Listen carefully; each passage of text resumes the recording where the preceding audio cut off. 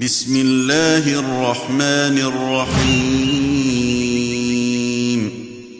سبحان الذی اسری بعبده لیلا من المسجد الحرام الى المسجد الاقصى الذي باركنا حوله لنريه من آیاتنا انه هو السمیع البصیر۔ پاک ہے وہ اللہ تعالیٰ جو اپنے بندے کو رات ہی رات میں مسجد حرام سے مسجد اقصیٰ تک لے گیا، جس کے آس پاس ہم نے برکت دے رکھی ہے، اس لیے کہ ہم اسے اپنی قدرت کے بعض نمونے دکھائیں۔ یقیناً اللہ تعالیٰ ہی خوب سننے دیکھنے والا ہے۔ بسم اللہ الرحمن الرحیم، الحمد للہ رب العالمین، الرحمن الرحیم، مالک یوم الدین، ونشهد ان لا الہ الا اللہ، ونشهد ان سیدنا ومولانا محمدا عبده ورسوله ارسله الى الناس کافة بشیرا ونذیرا، اما بعد فإن خیر الحدیث کتاب اللہ، وخیر الهدی هدی محمد صلی اللہ علیہ وسلم، وشر الأمور محدثاتها وكل محدثة بدعة وكل بدعة ضلالة وكل ضلالة في النار۔ أعوذ بالله السميع العليم من الشيطان الرجيم، بسم الله الرحمن الرحيم، سبحان الذي أسرى بعبده ليلا من المسجد الحرام إلى المسجد الأقصى الذي باركنا حوله لنريه من آياتنا إنه هو السميع البصير، وآتينا موسى الكتاب وجعلناه هدى لبني إسرائيل ألا تتخذوا من دوني وكيلا ذرية من حملنا مع نوح إنه كان عبدا شكورا، سبحانك لا علم لنا إلا ما علمتنا إنك أنت العليم الحكيم، رب اشرح لي صدري ويسر لي أمري واحلل عقدة من لساني يفقهوا قولي واحلل عقدة من لساني يفقهوا قولي۔ عزیز ساتھیوں اور دینی بھائیوں، اللہ تبارک و تعالی نے اللہ کے رسول صلی اللہ علیہ وسلم کو متعدد معجزات سے نوازا ہے، بلکہ حق تو یہ ہے کہ جس قسم کے اور جس طرح کے معجزات ہمارے نبی حضرت محمد مصطفیٰ صلی اللہ علیہ وسلم کو ملے ہیں، اتنے عظیم اور عجیب و غریب معجزات کسی دوسرے نبی کو حاصل نہیں ہوئے۔ یہ اللہ تبارک و تعالیٰ کا فضل تھا ہمارے نبی حضرت محمد مصطفیٰ صلی اللہ علیہ وسلم پر کہ اللہ تبارک و تعالی نے جو معجزات آپ سے پہلے انبیاء کو دیا، ان سے کہیں بھی اہم معجزات ہمارے نبی حضرت محمد مصطفیٰ صلی اللہ علیہ وسلم کو دیا ہے۔ بلکہ اگر غور کیا جائے تو نبی صلی اللہ علیہ وسلم کو جو معجزات اللہ تبارک و تعالی نے دیا تھا وہ دوسرے انبیاء کے معجزات کے مقابلے میں اگرچہ دونوں معجزے ایک ہی قسم کے ہوں، لیکن آپ صلی اللہ علیہ وسلم کو جو معجزہ دیا گیا اس میں اعجازی کیفیت اور بہت زیادہ تھی۔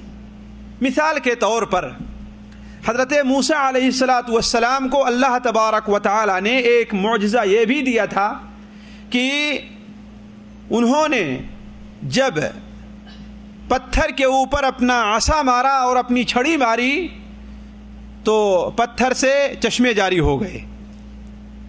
ہمارے نبی صلی اللہ علیہ وسلم کو اللہ تبارک و تعالی نے اس کے مقابل میں یہ معجزہ عطا فرمایا کہ ایک بار نہیں بلکہ ایک سے زائد بار آپ صلی اللہ علیہ وسلم کی انگلیوں کی پوروں اور بیچ کی جگہ سے پانی جاری ہو گیا. اور ذرا یہ غور کریں, اس ناحیے سے یہ عجیب سی چیز ہے کہ پتھروں سے, پہاڑوں سے پانی کے چشمے پھوٹتے دیکھے گئے ہیں, لیکن کسی کے ہاتھوں سے اور کسی کی انگلی سے پانی نکلتا ہوا نہیں دیکھا گیا. اسی لیے امام شافعی رحمہ اللہ اور امام عیس بن عبد السلام رحمہ اللہ فرماتے ہیں کہ ہمارے نبی صلی اللہ علیہ وسلم کا یہ معجزہ جو تھا حضرت موسیٰ علیہ السلام کے معجزہ کے مقابلے میں اور بھی اعجازی کیفیت اور اعجازی حیثیت رکھتا تھا. اسی لیے ذرا دیکھیں, حضرت سلیمان علیہ السلام کو اللہ تبارک و تعالیٰ نے یہ معجزہ دیا تھا کہ مہینے بھر کی مسافت وہ چند گھنٹوں یا چند منٹ کے اندر, صبح و شام کے اندر وہ طے کر لیا کرتے تھے. اللہ کے رسول صلی اللہ علیہ وسلم کو اللہ تبارک و تعالیٰ نے وہ معجزہ دیا کہ پوری رات میں نہیں بلکہ رات کے ایک حصے میں 40 دن کا سفر جو مکہ مکرمہ اور بیت المقدس کے درمیان اس وقت مانا جاتا تھا, آپ نے رات کے ایک حصے میں طے کیا. اور صرف یہی نہیں بلکہ 7 آسمان کی سیر کر کے دوبارہ رات کے ایک ہی حصے میں آپ مکہ مکرمہ دوبارہ واپس آ گئے. تو یہ معجزہ آپ صلی اللہ علیہ وسلم کا حضرت سلیمان علیہ السلام کے معجزہ کے مقابلے میں اور عجیب و غریب بلکہ اعجازی حیثیت رکھتا ہے. اسی طریقے سے ذرا غور کریں, حضرت عیسیٰ علیہ السلام کو اللہ تبارک و تعالیٰ نے یہ معجزہ عطا فرمایا تھا کہ وہ نابینا کو بینا کر دیا کرتے تھے, اور اللہ تبارک و تعالیٰ کے حکم سے. یہ کسی نبی کی اپنی طاقت نہیں ہوا کرتی ہے الا یہ کہ اللہ تبارک و تعالیٰ یہ قوت ان کے اندر وقتی طور پر ودیت فرما دے. اللہ کے رسول صلی اللہ علیہ وسلم کو بھی اسی طرح کا ایک معجزہ بلکہ اس سے بڑی اعجازی حیثیت رکھنے والا معجزہ آپ کو عطا فرمایا کہ جب غزوہ احد کے موقع پر حضرت ابو قتادہ رضی اللہ تعالی عنہ کی آنکھ اپنی جگہ سے نکل کر کے باہر آ گئی, آپ صلی اللہ علیہ وسلم نے اپنے دستے مبارک پر رکھ کر کے اس آنکھ کو دوبارہ اسی جگہ رکھ دیا, اور ان کی وہ آنکھ آخری عمر تک دوسری آنکھ کے مقابلے میں زیادہ بہتر اور زیادہ روشنی والی تھی. حضرت عیسیٰ علیہ السلام اس آنکھ کو جو اپنی جگہ پر موجود ہے اس کو بینا کر دیا کرتے تھے, اور ہمارے نبی صلی اللہ علیہ وسلم اس آنکھ کو جو اپنی جگہ چھوڑ چکی ہے اور اپنی جگہ سے ہٹ گئی ہے, منٹ بھی نہیں لگے بلکہ چند سیکنڈوں کے اندر اس کو اس طریقے سے بنا دیا کہ پہلی آنکھ کے مقابلے میں, دوسری آنکھ کے مقابلے میں, بلکہ اپنی پہلی حیثیت کے مقابلے میں اس کی حیثیت اور زیادہ بڑھ گئی. عرض کرنے کا مقصد, اگر یہ موضوع آپ کے سامنے رکھنے لگوں میں تو آپ کو اس سے دلچسپی بھی ہوگی, آپ کو یہ باتیں اچھی بھی لگے گی. کیوں؟ اس لیے کہ نبی صلی اللہ علیہ وسلم کا ذکر اور آپ صلی اللہ علیہ وسلم کے فضائل ہمارے دل کو بھاتے ہیں. کیوں؟ اس لیے کہ ہمیں اور ہم میں سے سب مسلمان کو آپ صلی اللہ علیہ وسلم سے محبت بھی ہے, لیکن ہمارا اصل موضوع یہ نہیں ہے. ہمارا اصل موضوع یہ نہیں ہے. اس موضوع کو میں یہیں پر رکھ کر کے میں اپنے اصل موضوع کی طرف آتا ہوں کہ اسراء اور معراج کا جو ایک معجزہ تھا وہ بھی نبی صلی اللہ علیہ وسلم کو اللہ تبارک و تعالیٰ کی طرف سے عطا کیا گیا تھا, اور یہ ایسا معجزہ تھا جو دوسرے انبیاء کے معجزہ کے مقابلے میں بڑی اعجازی حیثیت رکھا کرتا تھا. تو میں عرض کر رہا تھا کہ اللہ کے رسول صلی اللہ علیہ وسلم کو اللہ تبارک و تعالیٰ نے معجزہ دیا اسراء اور معراج کا. اسراء اور معراج کیا چیز ہے اس سے ہم لوگ اچھی طریقے سے واقف ہیں, اور میں اس موضوع کو آپ کے سامنے نہیں رکھنا چاہتا. اسراء اور معراج, اسراء کے معنی ہوتا ہے رات کو سفر کرنا, رات کو چلنا. رات کے دن, رات کے وقت میں انسان جو سفر کرتا ہے اسے عربی میں اسراء کہا جاتا ہے. اور معراج کے معنی کیا ہوتا ہے؟ شیخ معراج ربانی, معراج کے معنی کیا ہوتا ہے؟ معراج کے معنی سیڑھی کے ہوتا ہے. معراج کے معنی سیڑھی. معراج عروج, چڑھنے, اوپر چڑھنے کا آلہ. تو چونکہ آپ صلی اللہ علیہ وسلم کو اللہ تبارک و تعالی نے حضرت جبریل علیہ السلام کی معیت میں جب آسمان کی سیر کرائی تھی تو زمین سے آپ اسی معراج کے ذریعے آسمان پر تشریف لے گئے تھے, اس لیے اسے اسراء اور معراج کہا جاتا ہے. کہ چند لفظوں میں مختصر کیفیت یہ ہے کہ آپ صلی اللہ علیہ وسلم جب مکہ مکرمہ میں موجود تھے, 10 نبوی کے بعد کسی رات کو جبرائیل علیہ السلام تشریف لے آئے، آپ کو ام ہانی کے گھر سے بیدار کیا، بیت اللہ شریف لا کر زمزم کے پاس آپ صلی اللہ علیہ وسلم سینے مبارک کو چاک کیا، بلکہ آپ سینے پیٹ کو یہاں سے لے کر کے ناف کے نیچے تک بالکل چاک کیا، آپ کے دل کو نکالا، سونے کی تشتری میں رکھ کر کے زمزم کے پانی سے دھولا اور حکمت سے بھر کر کے اسے بند کر دیا۔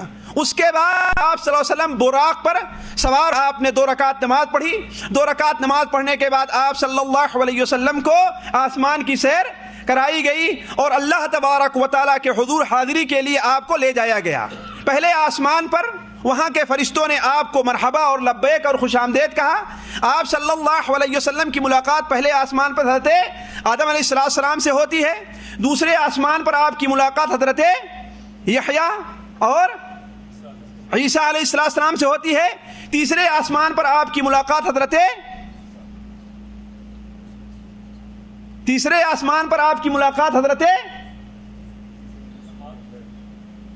حضرت اسحاق سے آپ کی ملاقات 5ویں آسمان پر ہوئی ہے۔ اٹکل پچو نہ ہے، نہیں اسحاق سے ملاقات ہوئی ہی نہیں ہے۔ حضرت ہارون سے ملاقات آپ کی کہاں ہوئی ہے؟ 5ویں آسمان پر۔ تیسرے آسمان پر آپ کی ملاقات حضرت ادریس علیہ السلام یا حضرت یوسف علیہ السلام، لیکن راجح یہ ہے کہ حضرت ادریس سے ملاقات ہوئی تھی آپ کی۔ بعض روایات میں حضرت ادریس کا تیسرے پر ہے، حضرت یوسف کا چوتھے پر ہے، اور بعض روایات میں ان دونوں کا برعکس ہے، راوی کہتے ہیں کہ اس میں اختلاف ہے۔ عرض کرنے کا مقصد کہ تیسرے اور چوتھے پر آپ کی ملاقات حضرت ادریس اور حضرت یوسف علیہ السلام سے ہوئی علیہ السلام، اور 5ویں آسمان پر آپ کی ملاقات حضرت ہارون علیہ السلام سے ہوئی، اور 6 آسمان پر آپ کی ملاقات حضرت موسیٰ علیہ السلام، 7ویں آسمان پر آپ کی ملاقات حضرت ابراہیم علیہ السلام سے ہوئی۔ اس کے بعد آپ کو سدرۃ المنتہا، بلکہ اس سے بھی اوپر حضرت باری تعالیٰ کے سامنے آپ سے ملاقات کے لیے اللہ تبارک و تعالیٰ کے حضور اللہ کے رسول صلی اللہ علیہ وسلم کو پیش کیا گیا، اور خود بعض روایات کے مطابق باری تعالیٰ اللہ کے رسول صلی اللہ علیہ وسلم سے اتنا قریب ہوا کہ قاب قوسین او ادنا، 2 نیزے بلکہ اس سے بھی کم، 2 قوس بلکہ اس سے بھی کم آپ صلی اللہ علیہ وسلم کے قریب گئے۔ عرض کرنے کا مقصد یہ ہے کہ ایسی چیز ہے جو آپ لوگ بار بار کتابوں میں پڑھتے آئے ہیں اور سنتے آئے ہیں، اور آسانی سے دوسری کتابوں کی طرف رجوع کر کے آپ ان باتوں کو آسانی سے معلوم کر سکتے ہیں۔ اور بہترین چیز اس سلسلے میں شیخ صفی الرحمن نے اپنی کتاب الرحیق المختوم کے اندر ذکر کی ہے، لیکن مجھے جو بات آپ کے سامنے رکھنی ہے وہ اس سے اور ہے۔ اصل مقصد یہ ہے ہمارے رکھنے کا کہ دیکھیے، یہ مہینہ ہمارے اور آپ کے یہاں رجب کا مہینہ مانا جاتا ہے، اور عمومی طور پر اس مہینے کے اندر لوگ یہ اعتقاد رکھتے ہیں کہ اللہ کے رسول صلی اللہ علیہ وسلم کو معراج اسی مہینے میں ہوئی تھی۔ وہ کون سی تاریخ مانی جاتی ہے؟ 27ویں رجب۔ نہیں بولیے، ضرور بولیے، ہاں لیکن کوشش کر کے بولیے کہ سچ بولیے۔ 27ویں رجب یعنی 26ویں تاریخ کے بعد جو رات آتی ہے، یہ کہا جاتا ہے کہ اس رات کو آپ کو معراج کرائی گئی، لیکن جبکہ یہ بات کوئی زیادہ وزن نہیں رکھتی، بلکہ 2 صحابی حضرت عبداللہ ابن عباس رضی اللہ تعالی عنہما اور حضرت جابر ابن عبداللہ رضی اللہ تعالی عنہما کی روایت صحیح سند کے ساتھ امام ابن کثیر رحمہ اللہ نے اپنی کتاب البدایہ والنہایہ کے اندر نقل کی ہے۔ ان دونوں کا بیان ہے کہ اللہ کے رسول صلی اللہ علیہ وسلم کی پیدائش 12 ربیع الاول کو ہے، 12 ربیع الاول ہی کو آپ کو نبوت ملی ہے، 12 ربیع الاول ہی کو آپ کو معراج اور اسراء کرائی گئی ہے، اور 12 ہی ربیع الاول کو آپ نے ہجرت کی ہے۔ عرض کرنے کا مقصد یہ ہے کہ معراج کس رات کو ہوئی یا کس تاریخ کو ہوئی، اس سلسلے میں علماء کا اختلاف ہے، لیکن ہمارے اور آپ کے ہاں عمومی طور پر یہی جانا جاتا ہے کہ 27ویں تاریخ ہی رجب کی اللہ کے رسول صلی اللہ علیہ وسلم کی معراج کی رات ہے۔ اور ہمارے بہت سے بھائی جہالت کی بنیاد پر اس بدعت کے اندر پڑ جاتے ہیں کہ اس رات کو جاگتے ہیں اور اس کے بعد 27ویں دن کو روزہ رکھتے ہیں، جبکہ نبی صلی اللہ علیہ وسلم سے نہ ہی کسی صحابی سے نہ ہی کسی تابعی سے اس رات کو جاگنا اور اس کے دن روزہ رکھنا ثابت ہے، ایسی کوئی دلیل پائی نہیں جاتی۔ اس لیے یہ چیز ایک بدعت ہے، اور اس بدعت کا نتیجہ کیا نکلا کہ اسراء اور معراج سے ہمیں اور آپ کو جو سبق لینا چاہیے، جو درس لینا چاہیے، وہ چیز ہم اور آپ کھو بیٹھے ہیں، وہ چیز ہم اور آپ بھول گئے ہیں۔ دیکھیے اللہ کے رسول صلی اللہ علیہ وسلم کو اسراء اور معراج جو کرائی گئی، اس کا ایک بڑا اہم مقصد تھا اللہ کے رسول صلی اللہ علیہ وسلم کو تسلی دینا، اور میں اس تفسیر کی طرف نہیں جانا چاہتا، لیکن مختصر طور پر یہ دیکھ لیجئے کہ آپ صلی اللہ علیہ وسلم کے سب سے بڑے غمگسار چچا، سب سے بڑے معین و مددگار حضرت ابو طالب کا انتقال ہو چکا تھا، اور انہی کے چند ہی دنوں یا 3 مہینے کے بعد آپ کی ایک ربع صدی کی ساتھی، 25 سال کی ساتھی حضرت خدیجہ الکبریٰ رضی اللہ تعالی عنہا، وہ بھی اس دنیا سے رخصت ہو چکی تھی۔ اب ظاہر میں کوئی ایسی چیز موجود نہیں تھی کہ نبی صلی اللہ علیہ وسلم کی مدد کے لیے، وہ کوئی ایسی شخصیت موجود نہیں تھی جو آپ صلی اللہ علیہ وسلم کی مدد کے لیے اور کفار سے آپ کو کے اوپر ظلم کو روکنے کے لیے وہ سامنے اور آگے بڑھتی۔ اس لیے آپ صلی اللہ علیہ وسلم بڑے پریشان تھے، اور اسی پریشانی کے عالم میں اللہ کے رسول صلی اللہ علیہ وسلم نے سفر کیا طائف کا، اور طائف میں آپ کے ساتھ کیا معاملہ پیش آیا آپ تمام لوگ اس کو اچھی طریقے سے جانتے ہیں۔ آپ صلی اللہ علیہ وسلم اس سلسلے میں بڑی الجھن اور پریشانی میں رہا کرتے تھے، اس لیے کہ ظاہری طور پر اب آپ کی مدد کے لیے کوئی ایسی ذات موجود نہیں تھی۔ اس لیے اللہ تبارک و تعالیٰ نے نبی صلی اللہ علیہ وسلم کو تسلی دینے کے لیے، آپ کو تھوڑا سا اطمینان دلانے کے لیے اللہ تبارک و تعالیٰ نے معراج کرائی، اور یہ ثابت کیا کہ اے محمد صلی اللہ علیہ وسلم، اگر مکہ کے لوگ آپ کو مسجد حرام میں نماز پڑھنے سے روکتے ہیں تو آپ اس سے پریشان نہ ہوں، آپ اس سے پریشان نہ ہوں، بلکہ اللہ تبارک و تعالیٰ کے نزدیک آپ کا مقام تو یہ ہے کہ اللہ تعالیٰ آپ کو رات کے ایک حصے میں یہاں سے لے جا کر کے بیت المقدس، جو آپ سے پہلے تمام انبیاء کی جائے نماز تھی، اللہ تعالیٰ آپ کو نہ صرف وہاں نماز پڑھنے کی اجازت دے رہا ہے، بلکہ آپ 1,24,000 انبیاء کی امامت بھی فرما رہے ہیں۔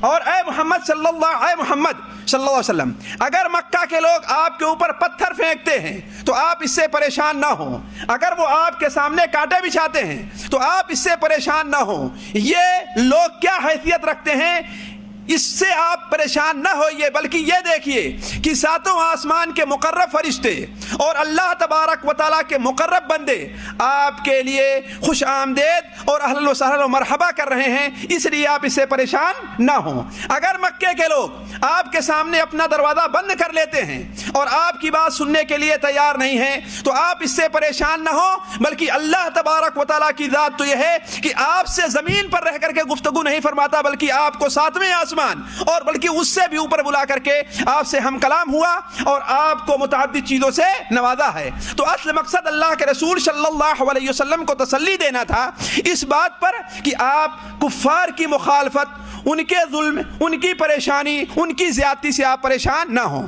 اللہ کے رسول صلی اللہ علیہ وسلم جو معراج کرائی گئی اس کے اندر بہت سی حکمتیں اور بہت سی عبرتیں پوشیدہ ہیں، وہی ایسی چیز ہے جو ہمارے اور آپ کے فائدے کی ہے، ہمارے اور آپ کے فائدے کی ہے، اور یہی ایک ایسی چیز ہے جسے عمومی طور پر ہمارے دوستوں، ہمارے ساتھیوں اور ہمارے بھائیوں نے بھلا دیا ہے۔ دیکھیے آپ صلی اللہ علیہ وسلم کی معراج میں مسلمانوں کو چند بشارتیں ملی ہیں اور چند چیزوں سے ڈرایا اور دھمکایا گیا ہے۔ بشارتوں کا معاملہ یہ ہے کہ انسان اس پر عمل کرے گا تو اللہ تبارک و تعالیٰ اسے ثواب سے، نیکیوں سے اور جنت سے نوازے گا، اور دھمکیوں کا معاملہ یہ ہے کہ اگر انسان اس سے بچتا نہیں، اس کے اوپر عمل کرتا ہے تو وہ انسان اللہ تعالیٰ کے عذاب کا مستحق ہوگا۔ وہ بشارتیں جو اللہ کے رسول صلی اللہ علیہ وسلم کے ذریعے ہمیں اور آپ کو دی گئی، اس میں سب سے پہلی بشارت تو یہ ہے کہ ہم جس نبی کے اوپر ایمان لے آتے ہیں، ہم جس نبی کی امتی ہیں، ہم جس نبی کو اپنا اسوہ اور اپنا قدوہ اور اپنا پیشوا مانتے ہیں، وہ نبی تمام انبیاء کے مقابلے میں سب سے افضل اور سب سے بہتر ہے۔ لہذا ہم جو امت ہیں وہ ایسی امت ہے کہ دوسری تمام امتوں کے مقابلے میں سب سے افضل اور سب سے بہتر ہے۔ وَكَذَلِكَ جَعَلْنَاكُمْ أُمَّةً وَسَطًا لِتَكُونُوا شُهَدَاءَ عَلَى النَّاسِ وَيَكُونَ الرَّسُولُ عَلَيْكُمْ شہیدہ، اسی طریقے سے ہم نے آپ کو ایک بہترین امت بنائی ہے، ہم نے آپ کو ایک بہترین امت بنائی ہے۔ اس لیے دوستو یہ چیز قابل غور ہے اور یہاں تھوڑا سا ٹھہرنے کا ہے کہ ہم بہترین امت ہیں۔ دن قیامت میں حضرت نوح علیہ السلام بھی ہم سے اور آپ سے گواہی اور شہادت طلب کریں گے. بخاری شریف کے اندر روایت ہے کہ اللہ کے رسول صلی اللہ علیہ وسلم نے بیان فرمایا کہ قیامت کے دن جب حضرت نوح علیہ السلام کو اللہ تعالیٰ کے حضور پیش کیا جائے گا، ان کی قوم کہے گی، اللہ تعالیٰ جب ان سے پوچھے گا کیا تمہارے پاس میرا کوئی ڈرانے والا نہیں آیا تھا، تو ان کی قوم کہے گی کہ نہیں، میرے پاس کوئی ڈرانے والا نہیں آیا تھا. نوح علیہ السلام کو بلایا جائے گا کہ اے نوح کیا کہتے ہو؟ حضرت نوح علیہ السلام فرمائیں گے، اے اللہ تبارک و تعالی، 1 دن نہیں، 2 دن نہیں، 1 سال نہیں، 2 سال نہیں، 1000 بلکہ 50 کم 1000 سال میں انہیں تیری طرف اور تیری توحید طرف بلاتا رہا. لیکن ان کی قوم کیا کہے گی؟ یہ جھوٹ بول رہے ہیں، یہ غلط کر رہے ہیں، انہوں نے ہم تک آپ کا کوئی پیغام نہیں پہنچایا. اللہ تبارک و تعالیٰ فرمائے گا، اے نوح، کوئی تمہارا گواہ بھی ہے؟ تمہاری گواہی بھی کوئی دے گا؟ حضرت نوح علیہ السلام کیا بیان فرمائیں گے؟ ہاں، وہ کون؟ محمد صلی اللہ علیہ وسلم اور ان کی امت اور ان کے اوپر ایمان لانے والے لوگ گواہ دیں گے، اور ہم میں سے جو لوگ نیک اور صالح ہیں وہ اللہ تبارک و تعالیٰ کے حضور گواہی کے طور پر پیش بھی ہوں گے. اس لیے ضرورت یہ ہے کہ ہم سوچیں کہ کیا ہم نے کوئی ایسا عمل کیا، ہم ان عمل کے اوپر جمے رہے، ہم ایسا عمل کرتے رہے جس کی بنیاد پر ہم گواہ کے لائق بنے، یا خود ہمارے عمل، خود ہمارے کردار، خود ہمارے اعمال، بلکہ خود اللہ کے رسول صلی اللہ علیہ وسلم ہمارے خلاف گواہ نہ بن جائیں. اللہ کے رسول صلی اللہ علیہ وسلم نے اس سلسلے میں کوئی کوتاہی نہیں کی، بلکہ بالکل واضح طور پر کھول کر کے بیان کر دیا ہے. امام بخاری رحمہ اللہ اپنی کتاب الادب المفرد میں نقل فرماتے ہیں، ان اللعانین لا یکونون شفعاء ولا شہداء یوم القیامہ. جو لوگ گالی گلوچ بکتے ہیں، جو لوگ لعن طعن کرتے ہیں، جو لوگ اپنی زبان کو برائیوں سے پاک نہیں رکھتے، وہ دن قیامت کے دن نہ تو شہادت کے لائق بنیں گے، نہ گواہی دیں گے، اور نہ ان کی شفاعت قبول کی جائے گی. تو اگر ہم یہ چاہتے ہیں دوستوں اور مسلمانوں کہ اللہ کے رسول صلی اللہ علیہ وسلم کو یہ جو فضیلت دی گئی ہے ہم اس کے حقدار بنیں، ذرا ایک دنیاوی لحاظ سے آپ سوچئے. ایک باپ نیک ہوتا ہے اور اچھا ہوتا ہے، اگر اس کی کوئی اولاد بری نکل جاتی ہے تو لوگ کیا کہتے ہیں؟ ارے بدبخت اپنے باپ کا منہ کیوں کالا کر رہا ہے. کہتے ہیں کہ نہیں کہتے ہیں؟ کہتے ہیں نا. یعنی کہنے کا کیا مقصد ہوتا ہے کہ کم سے کم باپ کی عزت کو تو باقی رکھو، یعنی باپ جیسا عمل تو کرو، باپ جیسا عمل تو کرو. تو ہم اے دوستو جب اللہ کے رسول صلی اللہ علیہ وسلم پر ایمان لے آتے ہیں اور ہمارا اور آپ کا ایمان اسراء اور معراج پر ہے اور اسے اللہ کے رسول صلی اللہ علیہ وسلم کا سب سے بڑا معجزہ سمجھتے ہیں، تو کم سے کم ہم دن قیامت میں اللہ کے رسول صلی اللہ علیہ وسلم کو رسوا تو نہ کریں، اور آپ تو رسوا نہیں ہوگے لیکن ہم خود رسوا ہو کر کے کہیں ایسا نہ ہو کہ جہنم کی راہ پکڑ لیں. تو عرض کرنے کا مقصد یہ ہے کہ ہم اور آپ بہترین امت ہیں، لیکن معراج سے ہمیں اور آپ کو یہ سبق لینا چاہیے کہ ہم ایسا عمل کریں، ہم ایسا نیک کام کریں جس کے ذریعے سے کم اللہ کے رسول صلی اللہ علیہ وسلم دن قیامت میں ہماری سفارش کریں، اور ہم اس سفارش کے ذریعے اس لائق بن سکیں کہ دوسری امتوں اور دوسری قوموں کی شفاعت کریں. اس لیے کہ قیامت کے دن یہ امت جو ہوگی وہ حضرت نوح علیہ السلام کے بھی لیے گواہی دے گی، حضرت ہود اور صالح، بلکہ تمام انبیاء کے لیے یہ امت گواہ بنے گی. لیکن گواہ بننے کے لیے ضروری ہے کہ نیک عمل کیا جائے. اس دنیا میں بھی جو بے نمازی ہے اس کی گواہی نہیں قبول کی جاتی، جو داڑھی مڈاتا ہے شریعت میں اس کی گواہی قبول نہیں ہے، جو زکوٰۃ نہیں دیتا اس کی گواہی قبول نہیں ہے. بات صحیح کہ نہیں صحیح؟ ورنہ کسی قاضی سے جا کر پوچھ لیں، یہاں پر کسی قاضی سے جا کر کے پوچھ لیں. تو جب اس دنیا کے اندر گواہی قبول نہیں کی جا رہی ہے تو اگر ہم نیک نہ بنے، نمازی نہ بنے، اللہ کے رسول کی صورت اور سیرت کو نہ اپنایا تو ہم آخرت میں ہم کیسے گواہ بنیں گے؟ اس کا مطلب یہ ہے کہ ہم اس بارے میں جھوٹے ہیں، ہمارا دعویٰ جھوٹا ہے کہ ہم نبی صلی اللہ علیہ وسلم سے محبت کرتے ہیں اور آپ کے سچے پیروکار ہیں. بات دوسری آگے چلتے ہیں. دوسرا بڑا اہم سبق جو ہمیں اور آپ کو ملتا ہے وہ یہ ہے کہ اللہ کے رسول صلی اللہ علیہ وسلم جب باری تعالیٰ کے اتنے قریب ہو گئے کہ 2 کمان یا اس سے بھی کچھ کم، تو اللہ تبارک و تعالی نے اللہ کے رسول صلی اللہ علیہ وسلم پر 50 وقت کی نماز فرض کی ہے نا؟ کتنی نماز؟ 50 وقت کی نماز. اور بعد میں حضرت موسیٰ علیہ السلام کے پاس آئے اور آتے جاتے کتنی رہ گئی؟ 5 رہ گئی ہے نا؟ یہ تو پڑھا ہے آپ لوگوں نے نا. تو اس سے نماز کی اہمیت کا اندازہ ہوتا ہے کہ نہیں ہوتا ہے؟ ہوتا ہے نا کہ دوسرے فرائض جو ہیں وہ تو زمین کے اوپر فرض کیے گئے ہیں، لیکن نماز ایک ایسا اہم فریضہ ہے جو کہاں پر فرض ہوا ہے؟ 7ویں آسمان پر فرض ہوا ہے. اس کا مطلب یہ ہے کہ نماز بڑی اہمیت رکھتی ہے. نماز کے اندر کوتاہی کرنا، اس کا مطلب یہ ہے کہ صحیح طور پر اسراء اور معراج پر ہمارا اور آپ کا ایمان اور یقین نہیں ہے.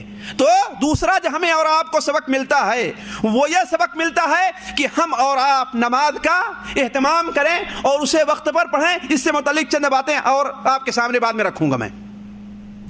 تیسری خوشخبری جو ہمیں اور آپ کو ہے، طبرانی اور مسند بزار وغیرہ میں حضرت ابو امامہ، حضرت انس بن مالک، حضرت ابو ہریرہ ان لوگوں کی روایت سے ہے، اور حافظ ابن حجر فتح الباری میں اسے نقل کرتے ہیں کہ اللہ کے رسول صلی اللہ علیہ وسلم جب معراج پر تشریف لے جا رہے تھے، بعض روایات کے اندر ہے کہ پہلے آسمان پر تھے اور بعض روایات میں ہے کہ اسراء میں تھے، تو آپ صلی اللہ علیہ وسلم نے کچھ لوگوں کو دیکھا کھیتی کاٹ رہے ہیں. اللہ تعالیٰ سے دعا ہے کہ اللہ تعالیٰ ہم میں سے ہر شخص کو ایسے لوگوں میں بنائے.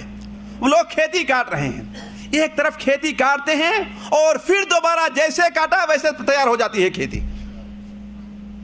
ایک کھیتی کاٹی، گیہوں ہے، جو ہے، یا ہمارے بنگالی بھائی ہیں چاول ہے یا کچھ بھی ہے، کوئی بھی کھیتی ہے کاٹی. صحابہ کرام ایک بار اللہ کے رسول خدمت میں بیٹھے ہوئے تھے، آپ جنت کا بیان کر رہے تھے، تو ایک صحابی نے کہا اے اللہ کے رسول کیا وہاں پر کھیتی بھی ہوگی؟ کیا وہاں پر کھیتی بھی ہوگی؟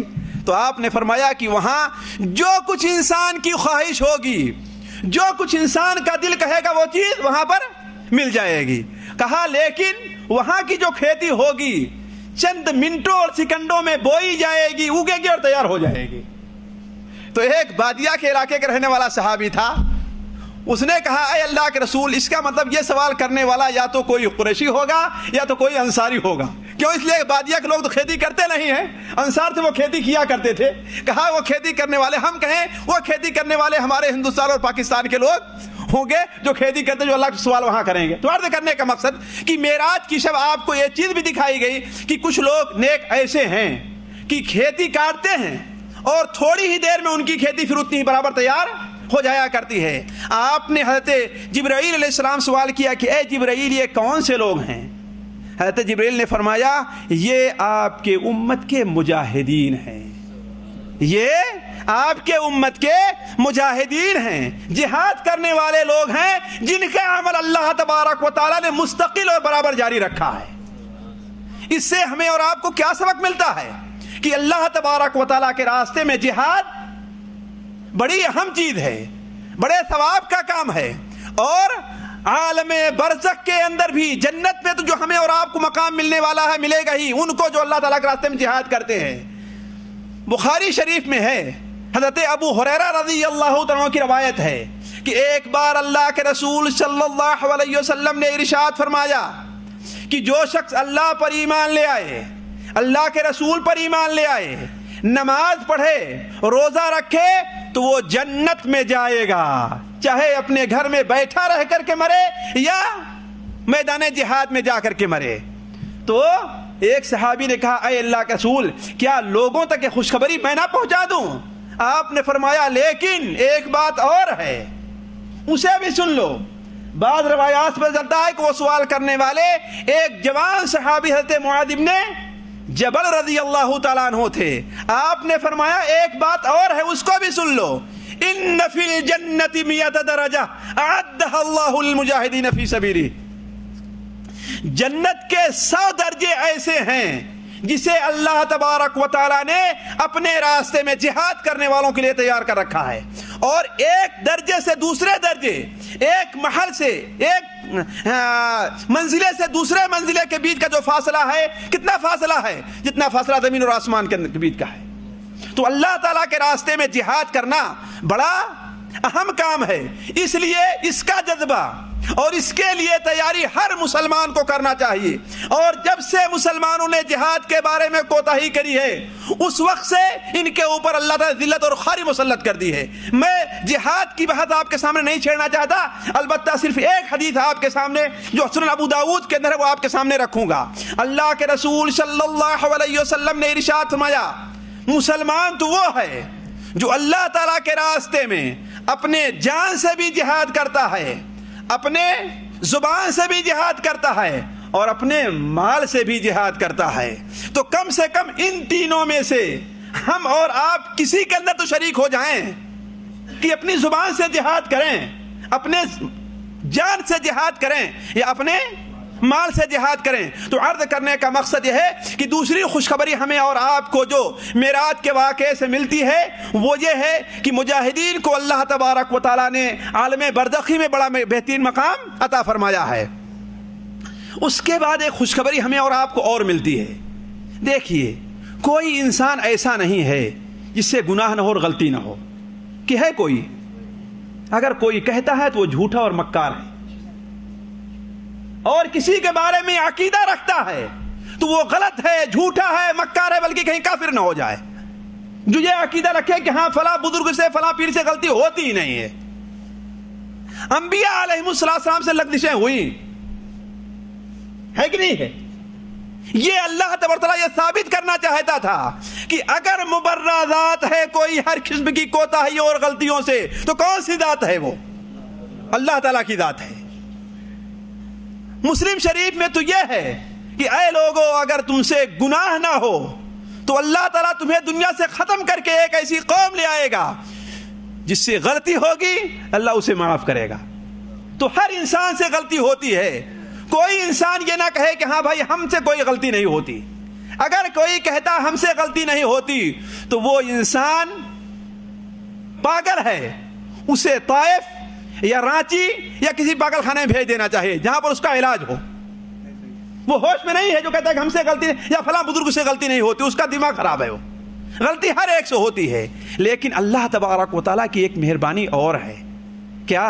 وَإِنِّي لَغَفَّارٌ لِمَن تَابَ وَإِنِّي لَغَفَّارٌ لِمَن تَابَ وَآمَنَ وَعَمِلَ صَالِحًا ثُمَّ اهْتَدَىٰ.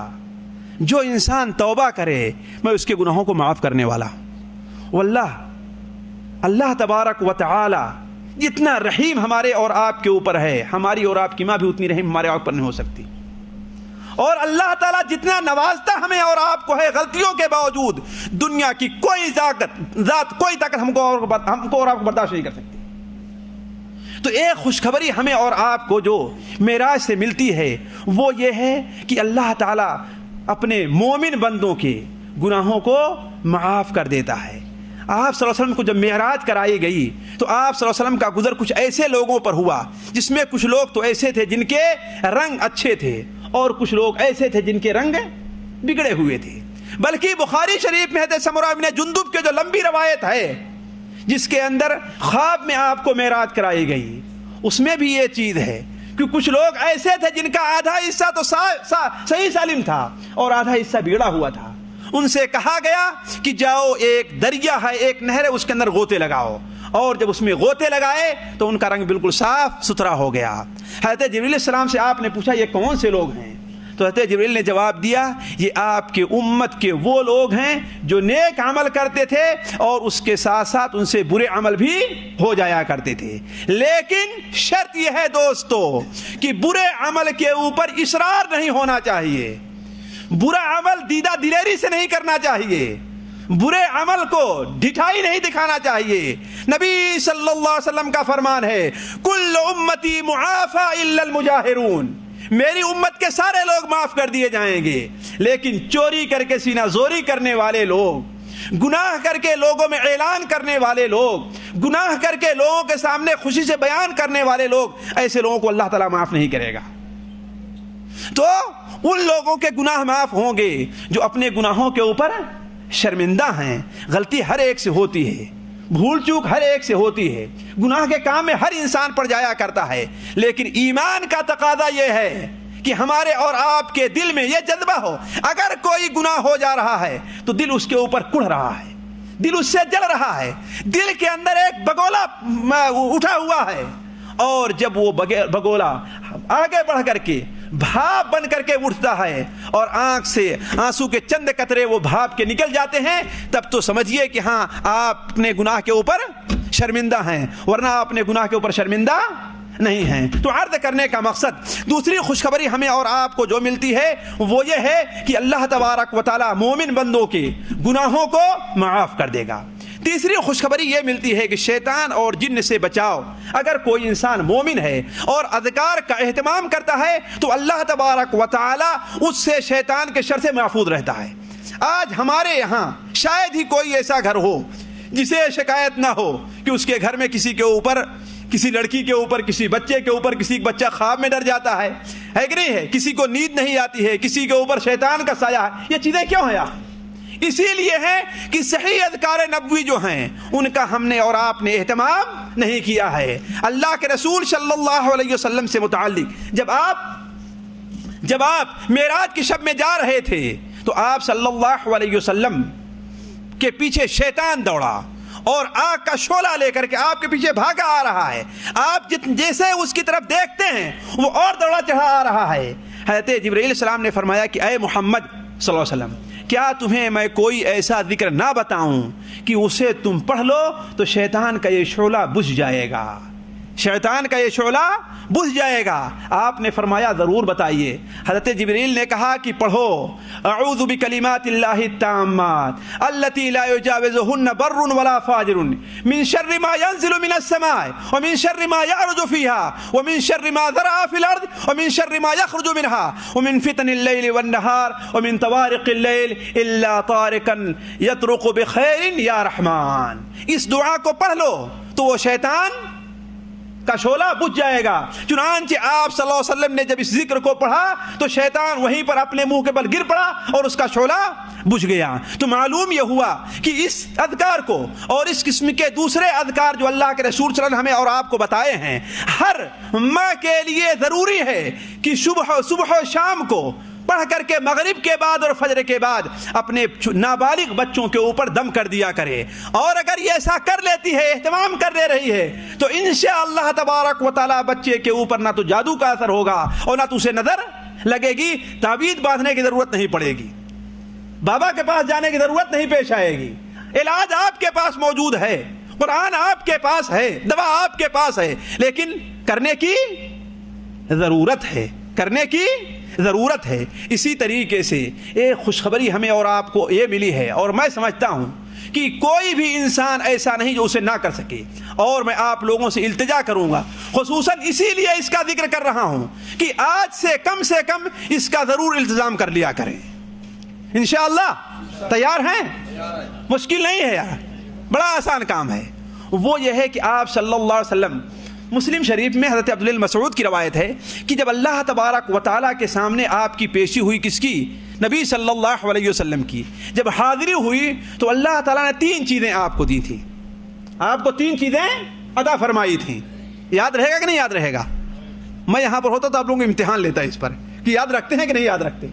یہ 3 چیزیں دی گئی نبی صلی اللہ علیہ وسلم کو: 5 وقت کی نماز، ایک چیز لکھ لیجئے، 5 وقت کی نماز، اور سورہ بقرہ کے آخر کی آیتیں، سورہ بقرہ کے آخر کی 2 آیتیں، اور تیسری چیز کیا ہے کہ اس امت کا جو بھی انسان اس حال میں اس کی وفات ہو کہ اللہ تبارک و تعالیٰ کے ساتھ شرک نہیں کر رہا ہے تو اللہ تعالیٰ اسے معاف کر دے گا۔ یہ 3 چیزیں آپ کو عطا کی گئی تھی، کون؟ نماز، دوسری سورہ بقرہ کی آخر کی 2 آیتیں، اور تیسری چیز کیا ہے؟ اس امت کا کوئی آدمی اگر شرک نہیں کرتا تو اللہ تبارک و تعالیٰ اس کے تمام بڑے بڑے گناہوں کو معاف کر دے گا۔ حضرت ابو ذر رضی اللہ تعالیٰ کی روایت ہے کہ اللہ تبارک و تعالیٰ ارشاد فرماتا ہے کہ اے بندے، تو مجھ سے جتنی امیدیں رکھے گا، اگر تو میرے ساتھ شرک نہیں کرتا تو میں تیری امید کو پوری کروں گا. حضرت جابر بن عبداللہ کی روایت بھی اس معنی میں ہے, حضرت عبداللہ بن مسعود کی روایت بھی اس معنی میں ہے, حضرت انس بن مالک کی روایت بھی اس معنی میں ہے, اور صحیحین و متعدد روایتیں ہیں. میں اس تفصیل طرف نہیں جانا چاہتا, میں جو کہہ رہا ہوں وہ یہ کہ سورہ بقرہ کی آخر کی 2 آیتیں, اور اس کا یہ اہتمام ہے. آپ نے فرمایا کہ من قرأ آیتین من آخر سورۃ البقرہ فی لیلۃ کفتاہ, جو انسان رات میں سورہ بقرہ کے آخر کی 2 آیتیں پڑھ لے گا وہ اس کے لیے کافی ہوں گی. کس چیز سے کافی؟ انشاءاللہ شیطان کے شر سے بھی کافی ہوگی. اور انشاءاللہ اگر وہ محنت کرنے والا ہے, تھک جاتا ہے, کام نہیں کرتا ہے, اور وہ تہجد کے لیے نہیں اٹھ پاتا, تو انشاءاللہ یہ دونوں آیتیں اس کے لیے تہجد کا بھی کام دیں گی, قیام اللیل کا بھی کام دیں گی. تو یہ دونوں آیتیں بڑی اہم ہیں. حضرت علی ابن ابی طالب رضی اللہ عنہ کا بیان ہے, تفسیر ابن کثیر میں ہے کہ آپ نے بیان فرمایا, میں تو نہیں سمجھتا کہ کسی انسان کے دل میں ایمان ہو اور وہ عقل مند ہو. اب میں دیکھتا ہوں ہمیں کون سا عقل مند ہے. میں تو نہیں سمجھتا کہ کسی انسان کو عقل ہو اور ان دونوں آیتوں کو پڑھنے سے پہلے سو جائے گا.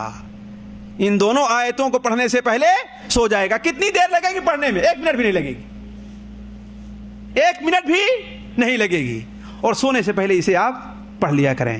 اسی سورت کی, سورہ بقرہ کی آیت الکرسی سونے سے پہلے پڑھ لیا کریں. شیطان کے شر سے آپ انشاءاللہ محفوظ رہیں گے, جیسا کہ بخاری شریف وغیرہ میں روایت ہے. اچھا, ایک چیز اور ہے جو ہمیں اور آپ کو خوشخبری ملی, وقت زیادہ ہوتا جا رہا ہے. خوشخبری ایک یہ ملی کہ دین پر ثابت قدم رہنا یہ بڑا اہم ہے. دیکھیے, 1 دن 2 دن نماز پڑھ لینا یہ کوئی بڑی چیز نہیں ہے, لیکن مستقل اس کے اوپر جمے رہنا یہ بڑا اہم کام ہے. مستقل اس کے اوپر جمے رہنا بڑا اہم کام ہے. 1 دن اس مجلس کے اندر حاضر ہونا یہ کوئی بڑی بات نہیں ہے, بلکہ ڈھونڈ ڈھونڈ کر کے ان مجلسوں کو تلاشنا اور اس میں حاضر ہونا یہ بڑا اہم کام ہے. کیوں؟ اس لیے کہ یہ وہ مجلس ہے جہاں پر فرشتے اپنا سایہ کرتے ہیں. فرشتے اللہ تعالیٰ کے ایسی مجلسوں کو ڈھونڈا کرتے ہیں. تو جذبے میں آ کر کے 1 بار 2 بار یا کوئی مولوی صاحب باہر سے اور بڑی اچھی تقریر کرتے ہیں تو ان کی جلسے میں تو آ گئے, اور اگر اپنے یہاں کے مولوی صاحب ہیں کہیں روزانہ تو سنتے رہتے ہیں, ان کو کون جائے آج میں, ہوتا ہے نا. تو مولوی صاحب کے لیے نہ آئیے, مولوی صاحب کے لیے نہ آئیے. کس لیے آئیے؟ اللہ تعالیٰ کے لیے. واللہ اگر صرف 1 فائدہ حاصل ہوتا ہے ایسی مجلسوں کے اندر آنے کے لیے, صرف 1 فائدہ, وہ کیا کہ جتنی دیر تک انسان اس مجلس میں بیٹھا رہے گا اتنی دیر تک ہر قسم کے گناہ سے محفوظ رہے گا. اور صرف ہر قسم کے گناہ سے نہیں بلکہ اللہ تبارک و تعالیٰ کی رحمت کے سائے میں رہے گا. اور جب یہاں سے اٹھے گا تو اللہ تعالیٰ کیا فرماتا ہے؟ قوموا مغفورا لکم, اٹھ جاؤ یہاں سے, تمہارے گناہوں کو معاف کر دیا گیا ہے. یہ معمولی سا فائدہ ہے اس مجلس میں حاضری کا. تو بات دوسری طرف جا رہی ہے. میں یہ کہہ رہا تھا کہ دین کے اوپر ثابت قدم رہنا یہ بھی بڑی اہم چیز ہے, اور اس دین پر چلنے کے لیے انسان کو تکلیفیں برداشت کرنی پڑتی ہیں. سردی کا موسم ہے, صبح فجر کے لیے اٹھنا ہے, تکلیف تو ہوتی ہے نا. اور اگر اللہ نے گرم پانی نہیں دیا ہے تو وضو کرنے سے تکلیف تو ہوتی ہے نا. اور خصوصاً کسی بھائی کو غسل کی حاجت پڑ گئی تو ظاہر بات اور تکلیف ہوتی ہے کہ نہیں ہوتی. کتنے بھائی ہیں جو نماز ہی نہیں پڑھتے ہیں؟ چلو جب دن ہوگا, سورج نکلے گا تو پانی گرم کر کے نماز پڑھ لیں گے, ہے نا. یہ دین کی کمزوری ہے, پھسل گئے وہ, ان کا قدم پھسل گیا دین پر سے. آج کل رات چھوٹی ہوتی ہے نا, 10 بجے 10:30 بجے دکانیں بند کرتے ہیں. دکان بند کرنے کے بعد آئے, کھانا بنائے, کھائے, 1-2 تو بج ہی جاتے ہیں. اب ظاہر جب 3:30 بجے فجر کی اذان ہوتی ہے تو 1.5 گھنٹے میں اٹھا نہیں جاتا. تکلیف تو ہوتی ہے نا, ہے کہ نہیں ہے؟ بہت سے بھائی لوگ جو 4 وقت کی نماز پڑھ لیتے ہیں لیکن فجر میں حاضر نہیں ہو پاتے.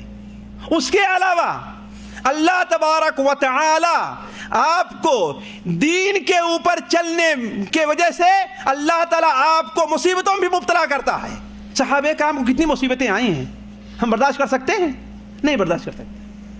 افحسبتم الف لام میم احسب الناس ان يتركوا ان يقولوا آمنا وهم لا يفتنون.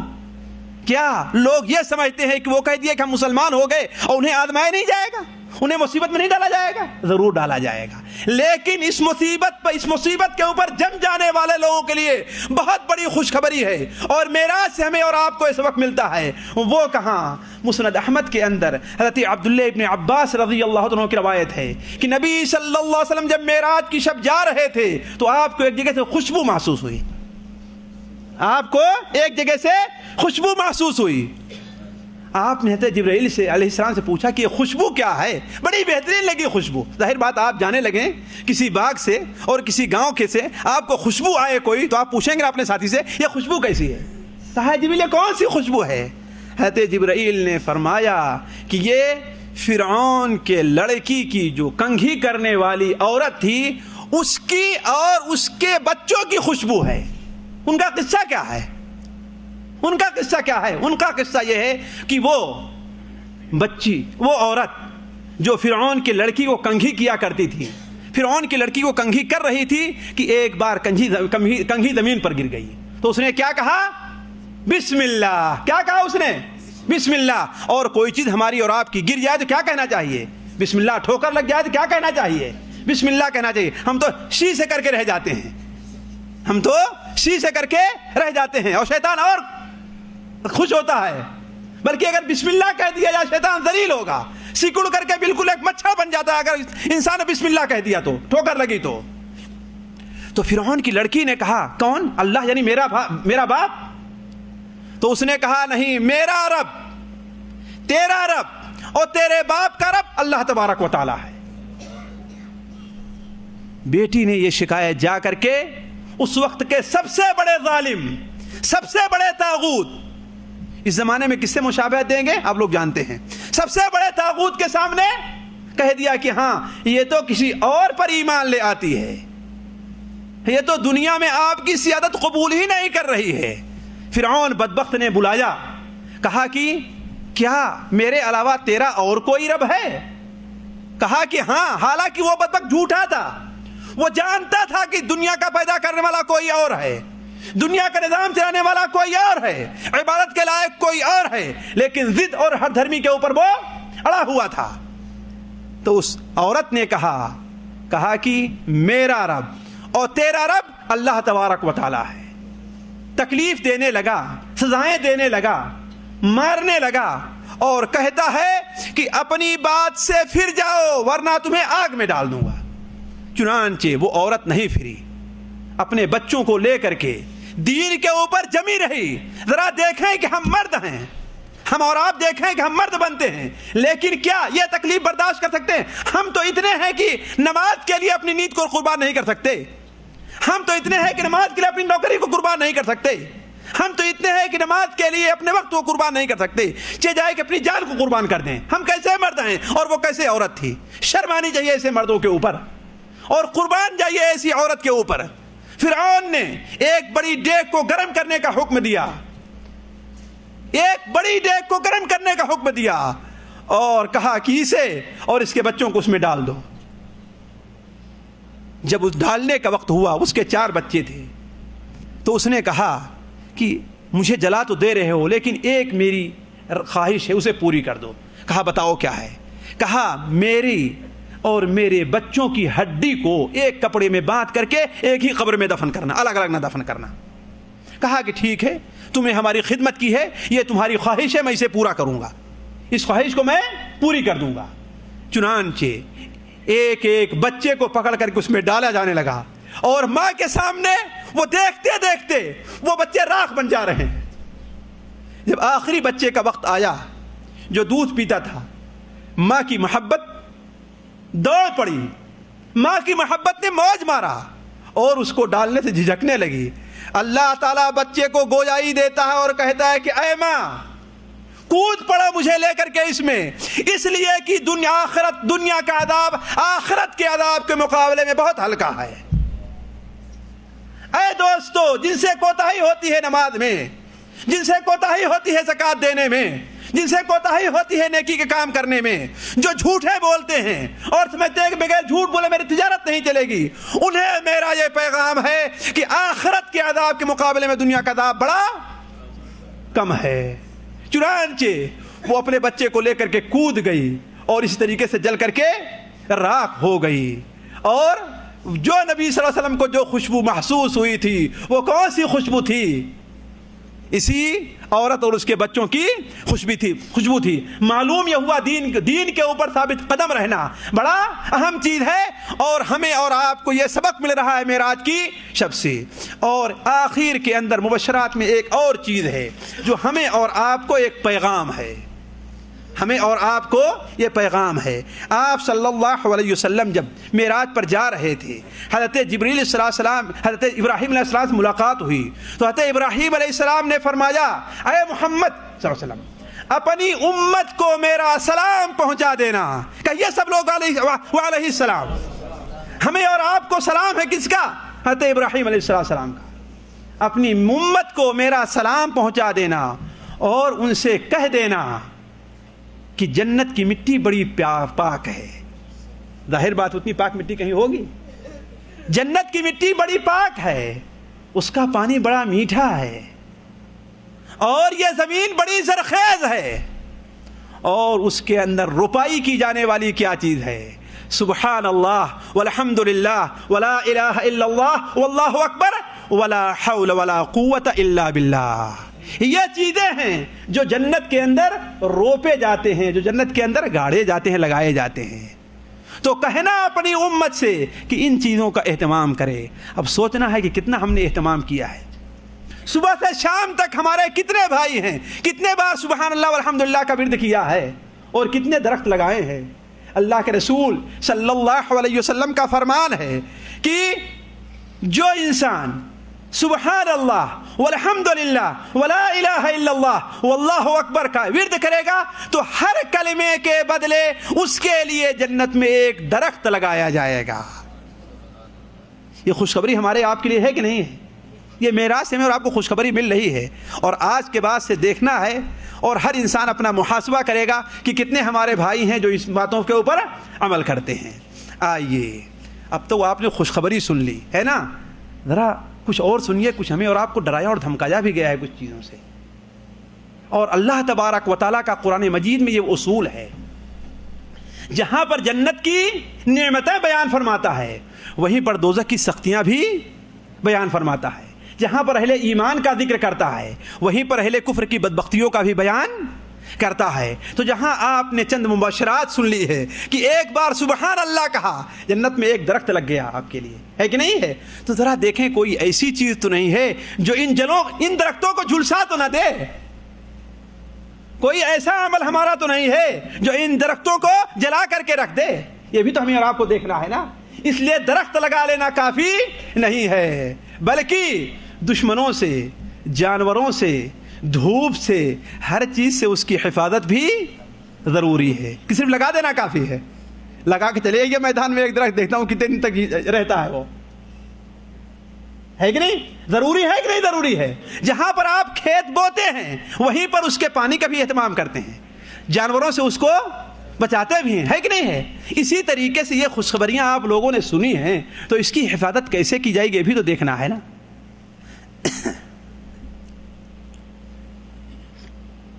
تو امت کو جو سب سے پہلی تنبیہ کی گئی ہے کہ لوگ اللہ تبارک و تعالیٰ کا خوف کریں، اللہ تعالیٰ سے ڈریں. قرآن مجید میں اللہ تبارک و تعالیٰ نے ہمیں اور آپ کو اپنے سے متعدد جگہ ڈرایا ہے.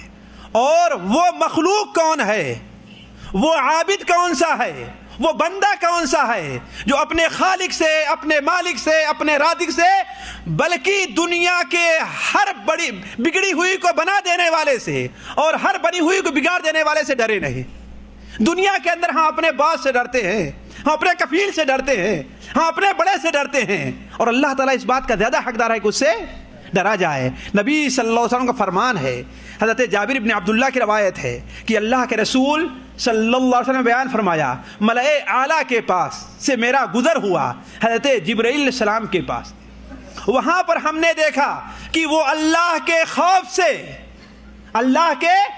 سے سوکھی ہوئی، ٹوٹی ہوئی چٹائی کی طریقے سے ہو گئے تھے، اللہ کے خوف سے. یعنی وہ فرشتہ جو تمام فرشتوں میں سب سے اعلیٰ فرشتہ ہے، سب سے اعظم اور سب سے بہتر فرشتہ ہے، اس کا حال یہ ہے کہ اللہ تبارک و تعالیٰ کے خوف سے وہ سوکھ گیا ہوا ہے،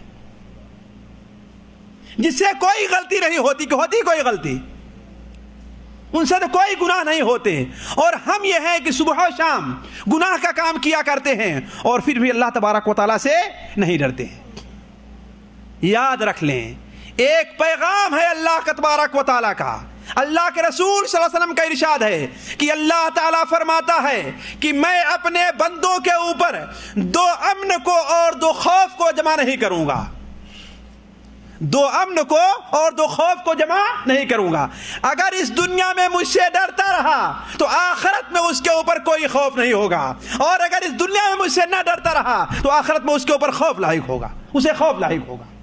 تو فیصلہ کر لیں ہم اور آپ کہ اس دنیا میں اللہ تعالیٰ سے ڈرتے ہیں کہ اللہ تعالیٰ سے ڈرتے نہیں ہیں۔ اگر اللہ تبارک و تعالیٰ سے ڈریں تو ہم سے اور آپ سے نماز نہیں چھوٹے گی، جھوٹ نہیں، زکوٰۃ دیں گے، زکوٰۃ کا دینا ہم سے اور آپ سے چھوٹے گا نہیں، روزے کی حفاظت کریں گے، اس کا اہتمام کریں گے، بلکہ ہر کام جو نیکی کا ہوتا ہے وہ کرنے کی کوشش کریں گے، اور ہر کام جو برائی کا ہوتا ہے اس سے دور رہیں گے۔ دوسری چیز یہ ہے کہ اللہ کے رسول صلی اللہ علیہ وسلم جب تشریف لے گئے تو آپ کو جنت اور جہنم کا بھی دیدار کرایا گیا، جنت اور جہنم کا بھی دیدار کرایا گیا۔ آپ فرماتے ہیں کہ جنت کو ہم نے دیکھا، اس کے ایک ایک پھل تو بڑے مٹکے جیسے تھے، اور جہنم کا جو دیدار کرایا گیا تو کہا جہنم اس طریقے سے جل رہی تھی، اس کے اندر اتنی تیزی تھی کہ اگر اس کے اندر لوہا اور پتھر کو ڈالا جائے پھر بھی وہ جل کر کے راکھ ہو جائے، چاہے کہ انسان کو ڈالا جائے، چاہے کہ انسان کو ڈالا جائے۔ تو یہ جنت جو نبی صلی اللہ علیہ وسلم کے اوپر پیش کی گئی، اس سے ہمیں اور آپ کو ڈرنے کا پیغام ہے، اس سے بچنے کا اہتمام کرنا ہے۔ بلکہ اللہ کے رسول صلی اللہ علیہ وسلم نے حضرت جبریل علیہ السلام سے فرمایا کہ آسمان کے جس فرشتے پر سے میرا گزر ہوا اور جس نبی پر سے میرا گزر ہوا، ہر آدمی نے مجھے اہلاً و سہلاً لبیک کہا، میرے سلام کا جواب دیا اور میرے اوپر مسکرا دیا، میرے ساتھ ہنس کر کے اس نے جواب دیا ہے، لیکن ایک ہے جس کے اوپر سے میرا گزر ہوا، مجھے اہلاً و سہلاً تو کہا ہے، میرے سلام کا جواب تو دیا ہے، لیکن وہ ہنسا نہیں ہے۔ وہ کون آدمی ہے؟ حضرت جبرائیل علیہ السلام نے فرمایا کہ وہ جہنم کا داروغہ ہے، وہ جہنم کا داروغہ ہے۔ جس دن سے جہنم کو اللہ تعالیٰ نے پیدا فرمایا ہے اس دن سے آج تک کبھی بھی ہنسا نہیں ہے، تو ہمیں کیسے ہنسی آتی ہے؟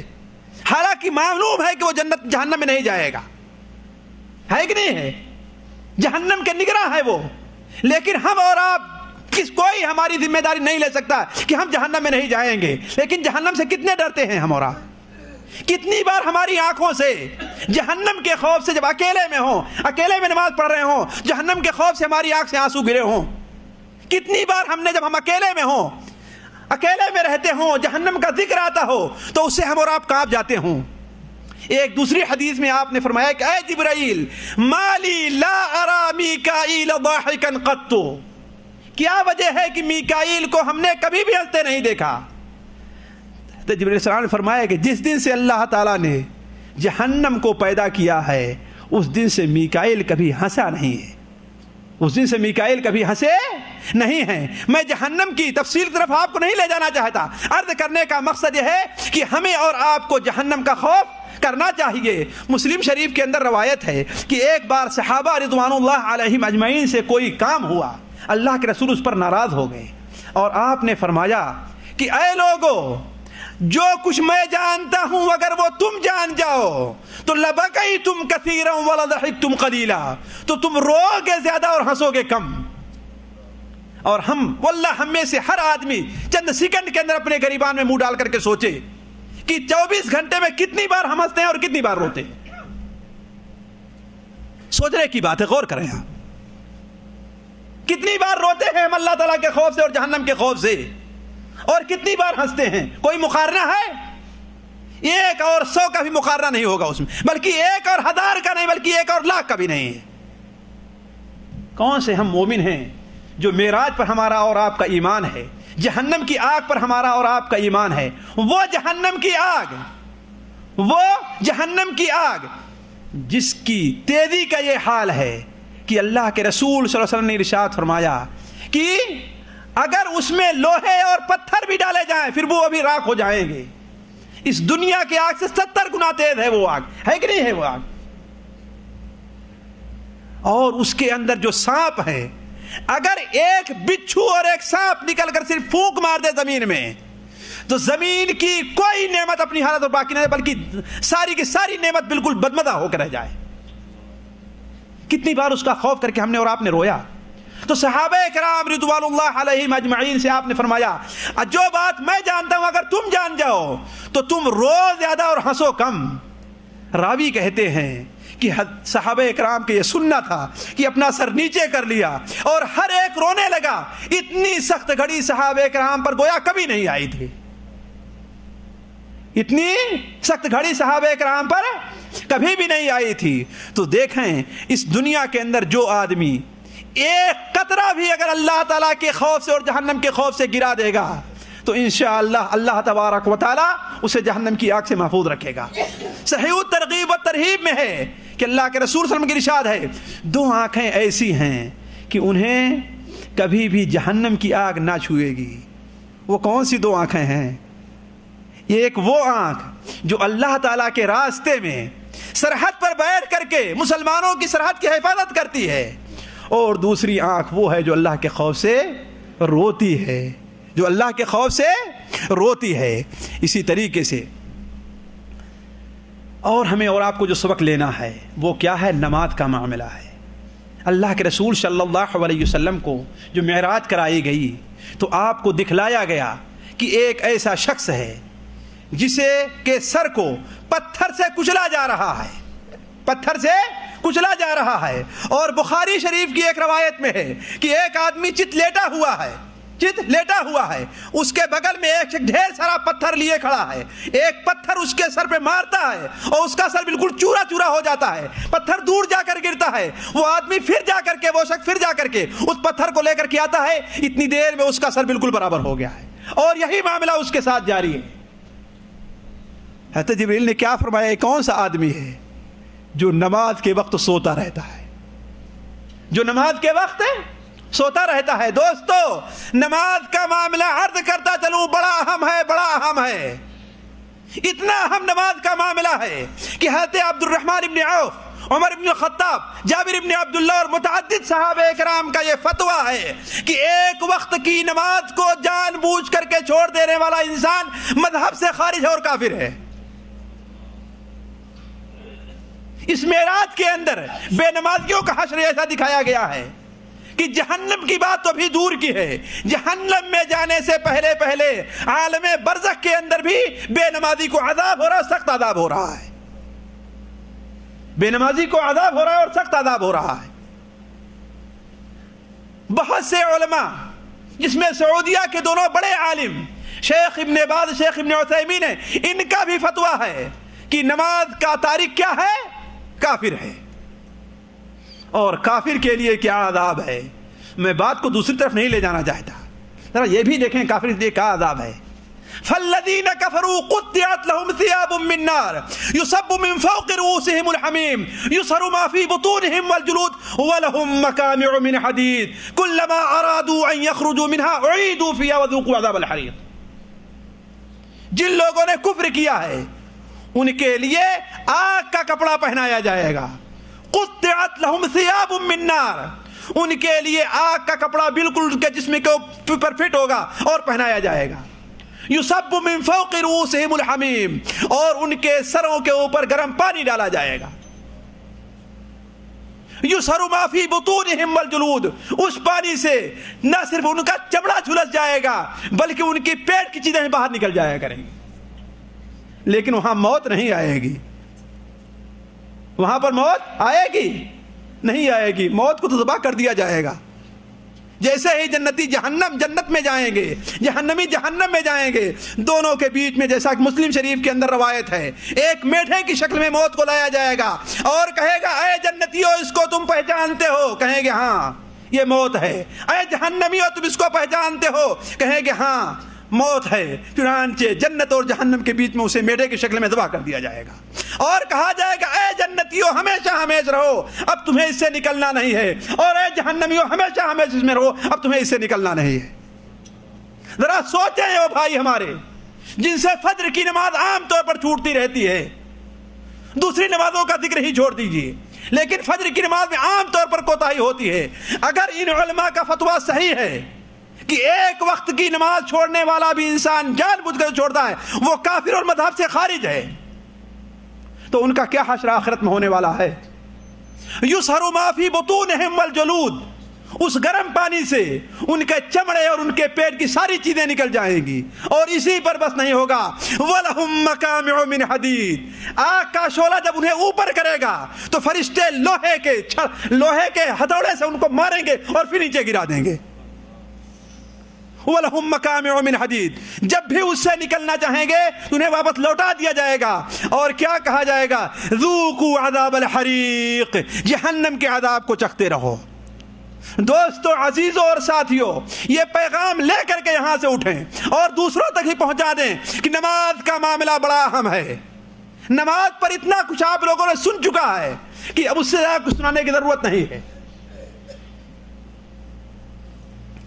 اس کے علاوہ اسرا اور معراج سے جو ہمیں اور آپ کو ایک سبق اور لینا ہے وہ یہ ہے کہ امانت کے اندر خیانت نہیں ہونی چاہیے۔ امانت جانتے ہیں نا، امانت کیا چیز ہے؟ آپ کو کوئی آدمی کچھ رکھنے کے لیے دے اور آپ اس کا بعد میں انکار کر دیں، بڑی اہم چیز ہے۔ اللہ کے رسول صلی اللہ علیہ وسلم کا فرمان ہے، معراج میں آپ جب تشریف لے جا رہے تھے تو آپ کو دکھایا گیا کہ ایک شخص لکڑیوں کا گٹھر اٹھا رہا، اسے اٹھا نہیں پا رہا ہے، لکڑیوں کا گٹھر اٹھا رہا، اسے اٹھا نہیں پا رہا ہے، اور دوسری لکڑی لا کر کے اس کے اوپر رکھ رہا ہے۔ لکڑی کا گٹھر جو اٹھا رہا ہے اسے اٹھا نہیں پا رہا ہے، اور دوسری لکڑی لا کر کے اس پر رکھ رہا ہے۔ آپ نے پوچھا اے جبرائیل یہ کون سے لوگ ہیں؟ کہا یہ آپ کی امت کا وہ شخص ہے جو اس کے پاس لوگوں کی امانتیں رہتی ہیں، اسے دینے کی طاقت نہیں رہتی، اور پھر بھی مزید دوسروں کی امانتیں اپنے اوپر لادے جاتا ہے۔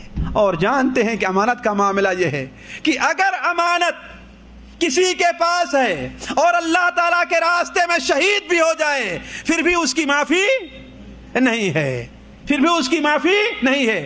اسی کے اوپر قرض کو بھی قیاس کر سکتے ہیں، قرض کا معاملہ بھی اسی پر قیاس کیا جا سکتا ہے۔ بہت سے ہمارے بھائی ہیں قرض لیتے جائیں گے لیتے جائیں گے لیتے جائیں گے، سوچتے ہوں گے چلو مر جائیں گے تو وہاں کون دینے والا ہے، جان چھوٹے گی مر جائیں گے تو، سوچتے ہی نہیں سوچتے ہیں۔ لیکن دوستو جان چھوٹنے والی رہی ہے، جان چھوٹنے والی نہیں ہے۔ کسی کے اوپر اگر 1 درہم اور 1 دینار بھی قرض ہے، 1 درہم اور 1 دینار بھی قرض ہے، تو اللہ کے رسول صلی اللہ علیہ وسلم کا فرمان ہے کہ اس وقت تک وہ جنت میں نہیں جائے گا جب تک کہ اس کی نیکی سے وہ قرض ادا نہ کر دیا جائے۔ اور نسائی شریف کے اندر ہے، اللہ کے رسول صلی اللہ علیہ وسلم محمد ابن جحش بیان کرتے ہیں کہ ایک بار جنازے میں ہمارے ساتھ شریک تھے اور آپ وہاں پر تشریف فرما تھے۔ اچانک آپ نے اپنی نظر کو آسمان کی طرف اٹھایا۔ یہ بات خصوصی طور پر دوستو اس لیے کہہ رہا ہوں کہ قرض کے معاملے میں بہت لوگ دھوکے میں ہیں اور بہت لوگ کوتاہ ہیں اور بڑی کوتاہی سے کام لیتے ہیں، قرض کی اہمیت کو سمجھتے نہیں ہیں۔ حالانکہ سن لیجئے، اللہ تعالیٰ کے راستے میں شہید ہونے والا بھی انسان اگر اس کے اوپر کسی کی امانت اور قرض ہے تو اس وقت تک جنت میں نہیں جائے گا جب تک اسے ادا نہ کر دے۔ لیکن وہاں بدلہ کس چیز کا ہوگا؟ نیکیوں اور برائیوں کا ہوگا۔ مسلم شریف میں ہے، اللہ کے رسول صلی اللہ علیہ وسلم ارشاد ہے کہ اے لوگو تم جانتے ہو مفلس کون ہے؟ تم جانتے ہو مفلس کون ہے؟ صحابہ کرام نے کہا ہے اللہ کے رسول مفلس وہ ہے جس کے پاس نہ درہم ہو نہ دینار ہو۔ آپ نے فرمایا وہ مفلس نہیں ہے، میری امت کا مفلس تو وہ ہے جو ڈھیر ساری نمازیں لے کر کے آئے گا، بہت سارے روزے لے کر کے آئے گا، نفلی روزے بھی رکھتا تھا، زکوٰۃ اور صدقات بھی لے کر کے آئے گا، لیکن جب اللہ تعالیٰ کے سامنے حاضر ہوگا تو کسی کو مارا ہے، کسی کا مال کھایا ہے، کسی کو گالی دی ہے، کسی کو برا بھلا کہا ہے، حتیٰ کہ کتنے حقوق اس کے اوپر ہیں۔ اور جب لوگ اپنا حق لینے کے لیے آئیں گے تو اللہ تعالیٰ کسی کو اس کی نماز دے دے گا، کسی کو اس کا روزہ دے دے گا، کسی کو اس کی حج دے دے گا، کسی کو اس کے صدقہ اور خیرات دے دے گا، اور جب لوگوں کے حقوق بھی اس کے اوپر باقی رہیں گے اور اس کی پاس نیکیاں نہیں رہیں گی تو لوگوں کے گناہ لا کر کے اس کے اوپر لاد دیے جائیں گے اور جہنم میں ڈال دیا جائے گا. تو نماز پڑھ لینا, بہت روزے صدقہ اور خیرات کر دینا. اسی لیے ہم نے کہا کہ درخت لگانا ہے تو اس کی حفاظت بھی ضرورت ہے. نماز پڑھنی ضروری ہے لیکن اس کی حفاظت بھی ضروری ہے. تو آپ کے سامنے حضرت محمد ابن جہش کی روایت جو نسائی شریف میں آپ کے سامنے رکھ رہا تھا, اللہ کے رسول صلی اللہ علیہ وسلم اپنا سر اوپر اٹھایا اور اس کے بعد اپنے ماتھے کے اوپر ہاتھ پھیرا آپ نے اور کہا سبحان اللہ سبحان اللہ ما انزل من التشدید ما انزل من التشدید. سبحان اللہ, کتنی سختی نازل ہوئی آج تو, کتنی سختی نازل ہوئی. آپ کے کہنے کا انداز یہ تھا کہ صحابہ کرام گھبرا گئے اور خاموش ہو گئے, مجلس برخاست ہو گئی, جنازہ دفن کر دیا گیا, لیکن کسی نے پوچھا نہیں آپ سے کہ وجہ کیا ہے. دوسرے دن جب آپ کی خدمت میں صحابہ کرام حاضر ہوئے تو کہا اے اللہ کے رسول صلی اللہ علیہ وسلم, آپ نے بیان فرمایا کہ بڑی سختی نازل ہوئی, آخر وہ سختی کون ہے؟ تو آپ نے فرمایا کہ قرض کی سختی ہے, اور آپ نے فرمایا اس ذات کی قسم جس کے ہاتھ میں میری جان ہے, اگر کوئی انسان اللہ تعالیٰ کے راستے میں شہید ہو پھر زندہ کیا جائے, پھر شہید ہو پھر زندہ کیا جائے, پھر شہید ہو پھر زندہ کیا جائے, اور اس کے اوپر کسی کا قرض ہے تو وہ جنت میں نہیں جا سکتا ہے. اگر اس کے اوپر کسی کا قرض ہے تو جنت میں نہیں جا سکتا. تو اے دوستو, اے ساتھیو, قرض ہر شخص لیتا ہے. ہمارے نبی حضرت محمد مصطفیٰ صلی اللہ علیہ وسلم نے بھی قرض لیا ہے کہ نہیں ہے, لیکن ادا کیا ہے, ادا کیا ہے. تو قرض لیں تو پہلی یہ نیت ہو کہ قرض کو ادا کرنا ہے, اور اتنا ہی لینے کی کوشش کریں جتنا ادا کر سکیں. یہ تو نہیں تنخواہ تو آپ کی 500 ہے اور قرض آپ 10,000 لے لیں, ہے کہ نہیں. اور دوسری چیز یہ اور بات نوٹ کر لیں, اس سلسلے میں شاید ہی کوئی توجہ دیتا ہو, اگر کسی کے والد کے اوپر قرض ہے اور اس کا انتقال ہو گیا, کسی کے بھائی کے اوپر قرض ہے اور اس کا انتقال ہو گیا, تو اس کے قرض کی ادا کرنے کی بھی کوشش کریں. میں اس تفصیل کی طرف نہیں جانا چاہتا. دیکھیے, اور ہمیں اور آپ کو جو عبرت حاصل کرنی چاہیے, نبی صلی اللہ علیہ وسلم کا جب گزر ہوا کچھ لوگوں پر معراج کی شب, کچھ ایسے لوگوں پر گزر ہوا جن کا پیٹ جو ہے بالکل بڑے بڑے گھروں کی طریقے سے تھا, اور اس کے اندر پیٹ میں کیڑے اور سانپ دوڑ رہے تھے. پیٹ ان کا بڑے بڑے گھر کی طریقے سے تھا اور اس میں سانپ دوڑ رہے تھے. اور بخاری شریف میں حضرت سمرہ ابن جندب کی روایت میں ہے کہ ایک شخص نہر کے خون کے نہر میں تیر رہا تھا, خون کے نہر میں تیر رہا تھا, اور کنارے ایک شخص ڈھیر سارا پتھر لیے بیٹھا تھا. جب وہ کنارے آنا چاہا تو زور سے اس کے منہ کے اندر مارتا تھا اور پھر دور چلا جایا کرتا تھا. آپ نے پوچھا اے جبرائیل یہ کون سے لوگ ہیں؟ تو حضرت جبرائیل نے فرمایا کہ یہ آپ کی امت کے سود کھانے والے لوگ ہیں, وہ لوگ جو معراج کی شب میلہ کرتے ہیں, وہ لوگ جو جلسے کرتے ہیں اور معراج کی خبریں سنتے سناتے ہیں. کبھی اس پر بھی غور کیے کہ ہماری امت کے کتنے لوگ سود خوری کے اندر ملوث ہیں؟ ان کے پاس بھی کوئی رسالہ بھیجا, ان کے پاس بھی کوئی پیغام بھیجا, ان کے پاس بھی جا کر کہے کم سے کم اے لوگوں رجب کے مہینے میں سود کھانے سے رک جاؤ؟ کبھی دیا ہے پیغام لوگوں کو؟ آخر معراج سے ہمیں اور آپ کو یہ پیغام مل رہا ہے کہ نہیں مل رہا ہے کہ سود خوروں کو صرف آخرت میں جہنم میں نہیں بلکہ جہنم سے پہلے انہیں یہ عذاب ہوگا. بلکہ بعض روایات میں ہے, اور شیخ صفی الرحمان نے رحیق المختوم میں بھی اسے نقل کیا ہے, کہ وہ لوگ کہیں گے اے اللہ تبارک و تعالیٰ قیامت نہ قائم ہو, اے اللہ تعالیٰ قیامت نہ قائم ہو, اے اللہ تعالیٰ قیامت نہ قائم ہو. کیوں؟ اس لیے کہ وہ سمجھتے ہوں گے کہ قیامت کے دن جو عذاب ہوگا وہ اس عذاب سے اور بہت سخت ہے, وہ اس عذاب سے اور بہت سخت ہے. تو اے لوگوں جو بینک بیلنس ہے, فکس ڈپوزٹ, اناری اکاؤنٹ جو کھول کر کے رکھے ہیں, ذرا غور کریں اس حدیث کے اوپر, اس حدیث کے اوپر غور کریں. ایک درہم کا بھی, 1 روپے اور 1 ریال کا بھی سود جو لوگ کھاتے ہیں, وہ 36 بار زنا کرنے سے بھی برا کام کر رہے ہیں. یہ میرا کہنا نہیں ہے، اس نبی کا فرمانا ہے جو صادق المصدوق ہے صلی اللہ علیہ وسلم. درہم ربا یاکلہ رجل اشد عند اللہ من 36 زنیہ. ایک درہم کوئی انسان اگر کھاتا ہے تو اللہ تعالیٰ کے نزدیک وہ 36 بار زنا کرنے سے برا ہے. چہ جائے کی رکھ دو 1 لاکھ، 10 سال میں 2 لاکھ مل جائے گا. کرتے ہیں کہ نہیں کرتے ہمارے بھائی؟ کبھی سوچا اس پر کہ پیخانہ کھا لینا آسان ہے، لیکن وہ 1 لاکھ کا 2 لاکھ کھانا کسی بھی صورت میں جائز آسان نہیں ہے. وہ ہے کہ نہیں؟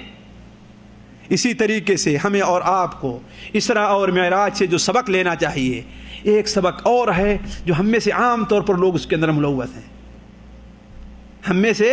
اور اسی لیے خصوصی طور پر پچھلی باتوں کو تفصیل سے نہ رکھ کر کے اس طرف میں آپ کو لانا چاہتا ہوں.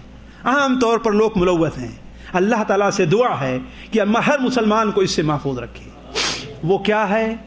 غیبت اور چغلی کرنا ہے. غیبت جانتے ہیں نا، بار بار سنا ہوگا لیکن چھوڑتے نہیں ہیں. بڑا لذیذ ہوتا ہے اپنے مردہ بھائی کا گوشت، جو ہے بڑا اچھا لگتا ہے. مردہ بھائی کا گوشت کھاتے بڑا اچھا، بڑا لذیذ ہوتا ہے. بغیر اس کے مجلس کے اندر مزہ ہی نہیں آتا بیٹھنے میں.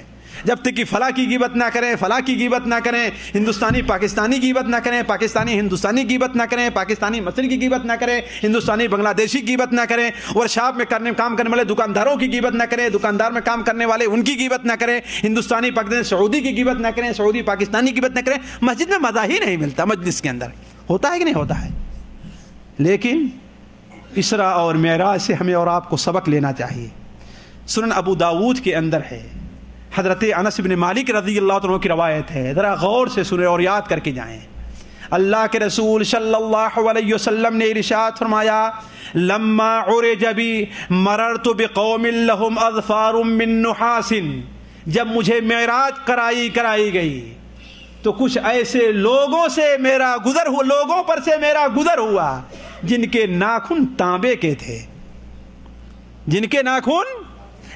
کے تھے، اور وہ اپنے چہرے کو اور اپنے سینوں کو نوچ رہے تھے اور کھا رہے تھے.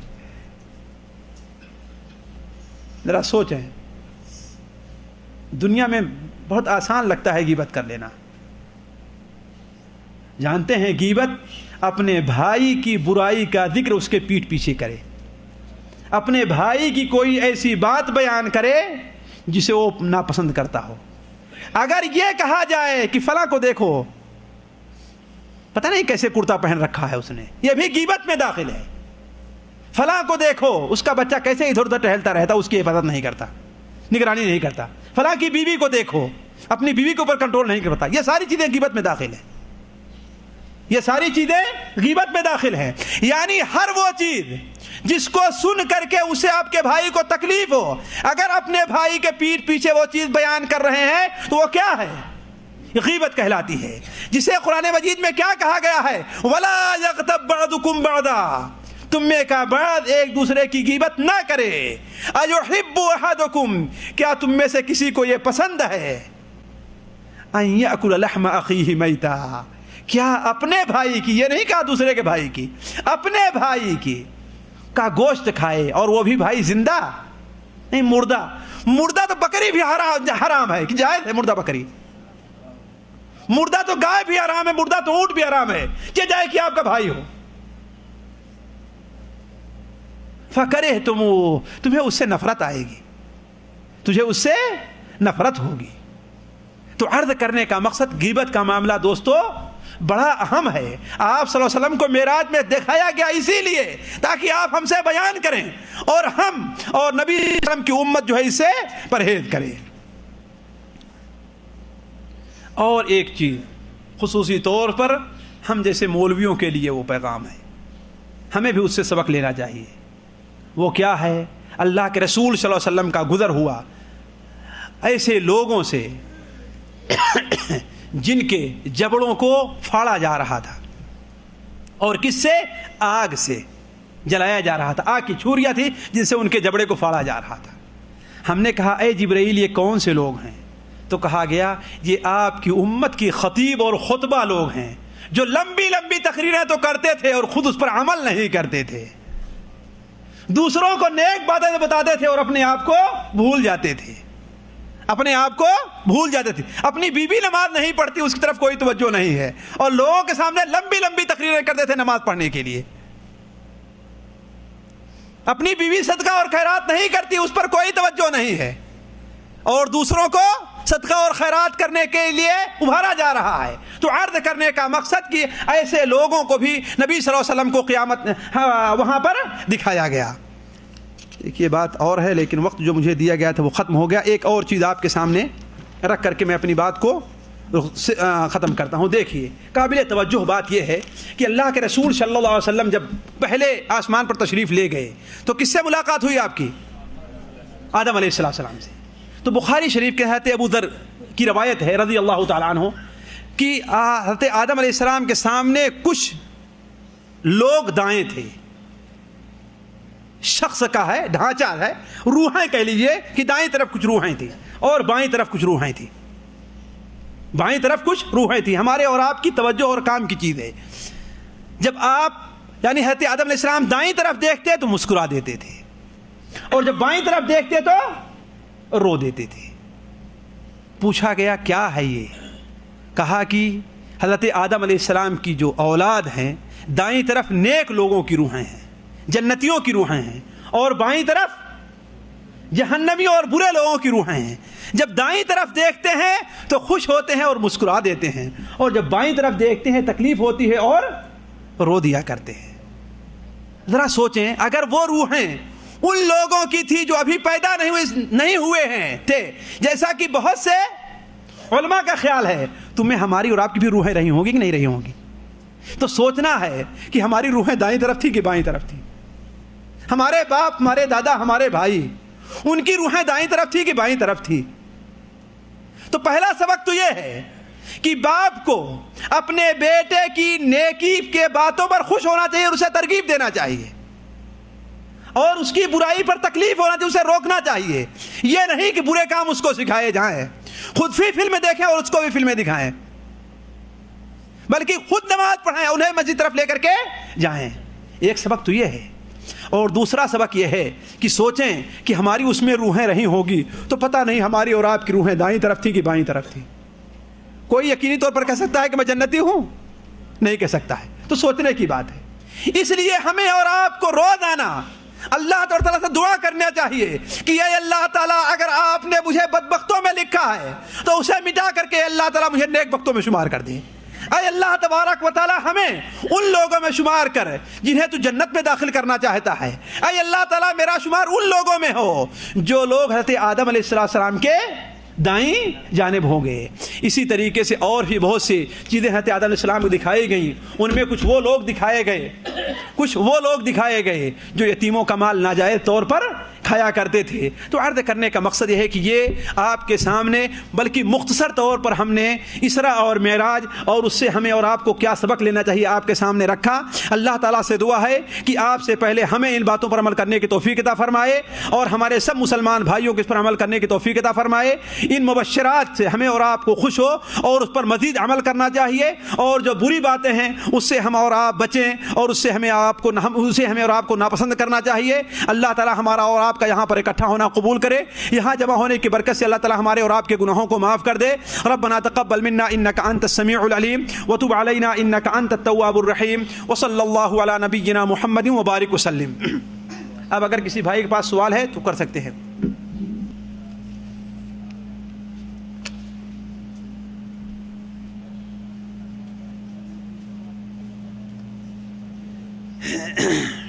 کیا فرماتے ہیں بھائی؟ نہ تو یہاں مفتی صاحب موجود ہیں نہ تو علماء دین موجود ہیں۔ میں عالم نہیں ہوں، بالکل اللہ تبارک و تعالیٰ کو حاضر ناظر رکھتے ہوئے دل کی سچائی کے ساتھ کہہ رہا ہوں بھائی میں عالم نہیں ہوں، میں ایک چھوٹا سا طالب علم ہوں۔ اب جو آپ نے پوچھا ہے اس بارے میں اگر علماء کی کوئی رائے میرے سامنے ہے تو میں بتا دوں گا اور نہیں تو معذرت کر دوں گا۔ بکر نماز نہیں پڑھتا ہے، احمد اس کی عدم موجودگی میں بول رہا تھا کہ بکر نماز نہیں پڑھتا ہے، کیا اس کا مواخذہ ہوگا؟ دیکھیے اس بولنے کی دو صورت ہوگی۔ اس بولنے کی دو صورت ہوگی. وہ کیوں بول رہا ہے؟ اس کی شکایت کے طور پر بول رہا ہے تو یہ چیز جائز نہیں ہوگی، غیبت میں داخل ہوگی. البتہ اس لیے بول رہا ہے جس کے سامنے بول رہا ہے اس کے اوپر کچھ اثر ہے، وہ اسے جا کر کے سمجھا دے، وہ اسے جا کر کے سمجھائے، وہ اسے جا کر کے بتلا دے، تب تو اس میں ایک غیبت کے اندر شمار نہیں ہوگا. یہ ایسی غیبت ہے جو غیبت کی جائز شکل میں ہے. عرض کرنے کا مقصد، اگر کوئی صحیح مقصد ہے اس بات کے کہنے کا اور جائز ہے تب تو وہ جائز، ورنہ جائز نہیں ہوگا. مثال کے طور پر فلاں کے پاس گیا اس لیے کہ بکر فلاں کی لڑکی سے شادی کرنا چاہتا ہے، اور معلوم ہے کہ فلاں آدمی ایسا ہے جو اپنی لڑکی بے نمازی کو نہیں دیتا، تو اس کے سامنے بتا دینا ہے کہ نہیں. لیکن اگر کوئی مقصد نہیں، صرف اپنے دل کی بھڑاس نکالنی ہے جیسے ہوتا ہے نا کچھ لوگوں کو، تو یہ چیز جائز نہیں ہوگی.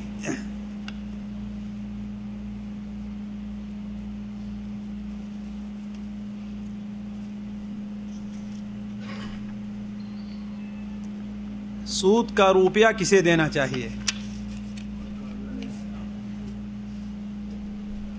بھائی دیکھیے، بسا اوقات ہندوستان پاکستان کے ماحول میں انسان مجبور ہوتا ہے سود لینے پر. میں یہاں پر سود سے متعلق کوئی تفصیلی تقریر نہیں کر رہا تھا، یہ کسی دوسری مجلس کا حصہ ہے اور یہ علماء کے لیے قابل غور بات ہے. لیکن جہاں تک سود کا معاملہ ہے، اگر مجبور ہو گیا کوئی آدمی لینے کے اوپر، تو اس سلسلے میں ہمارے ہندوستان پاکستان کے علماء کہتے ہیں اسے کسی ایسی جگہ خرچ کرے جو محترم جگہ نہ سمجھی جاتی ہو، اور خرچ کرتے وقت اس میں کسی بھی قسم کے ثواب کی نیت نہ رکھے. اس کا متعدد مصرف ہو سکتا ہے.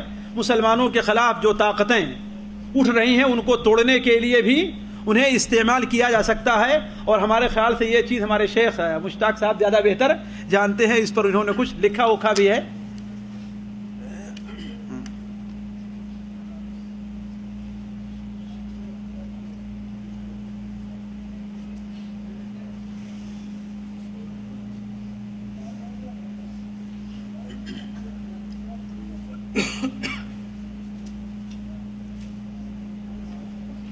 بھائی ذرا پڑھنے میں کمزور ہوں، میں اس کو صحیح پڑھ نہیں پایا. مولانا صاحب دیکھیں شاید آپ پڑھ لیتے ہیں.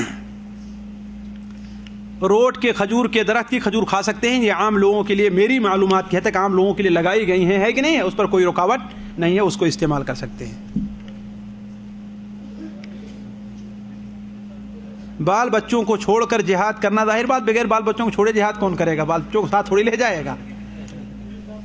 لیکن ایک ہی وہاں اس کے شرائط ہیں، ہے کہ نہیں ہے؟ وہ کس صورت میں کب ہوگا، کب واجب ہوگا. کبھی ہر انسان کے اوپر بال بچوں کو تمام کو چھوڑ کر کے جانا ہوگا، ہے کہ نہیں ہے؟ کبھی یہ ہے کہ ان کا انتظام کرنا ہوگا. اگر کوئی نہیں ہے اور دوسرے لوگ جو جہاد پر گئے ہیں وہ ہمارے لیے کافی ہیں، تو اس کے لیے جائز ہونے کی صورت ہوگی. یہ متعدد اس کی صورتیں ہیں جو اس مختصر مجلس میں اس کو نہیں بیان کیا جا سکتا. البتہ یہ ہے کہ اگر کوئی ایسی صورتحال پیدا ہو جائے، ختم کریں، کوئی ایسی صورتحال پیدا ہو جائے، مسلمانوں کے اوپر اچانک حملہ ہو اور جہاد کرنے والے لوگ کافی نہیں ہیں، تو ہر چیز کو چھوڑ کر کے نکلنا پڑے گا. اللہ تبارک و تعالیٰ آپ کے بال بچوں پر آپ سے زیادہ مہربان اور رحم کرنے والا ہے. البتہ ایک حد تک امکان ان کے خرچ کا جتنا کچھ ہو سکے دے کر کے جانا چاہیے.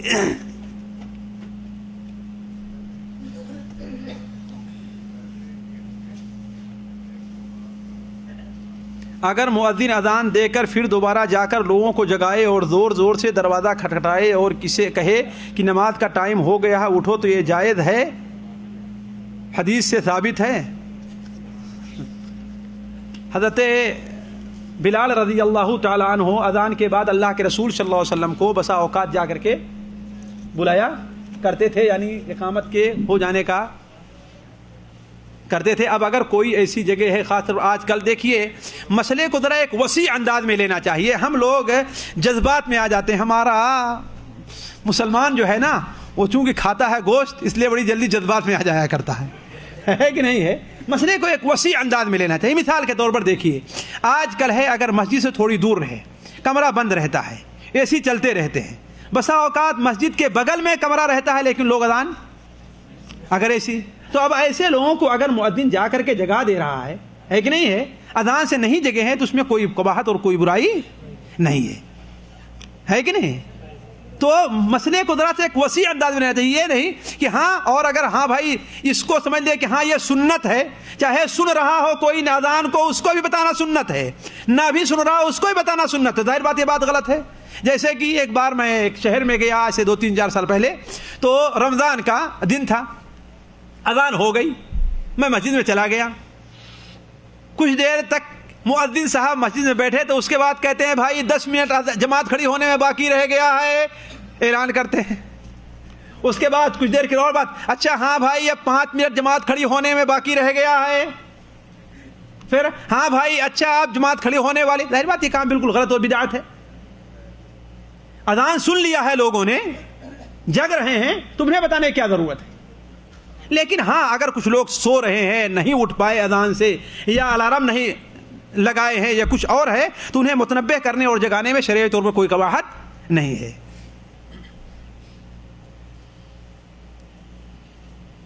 ایک آدمی سے نیند میں نماز چھوٹ جائے تو اس کا کتنا گناہ ہے؟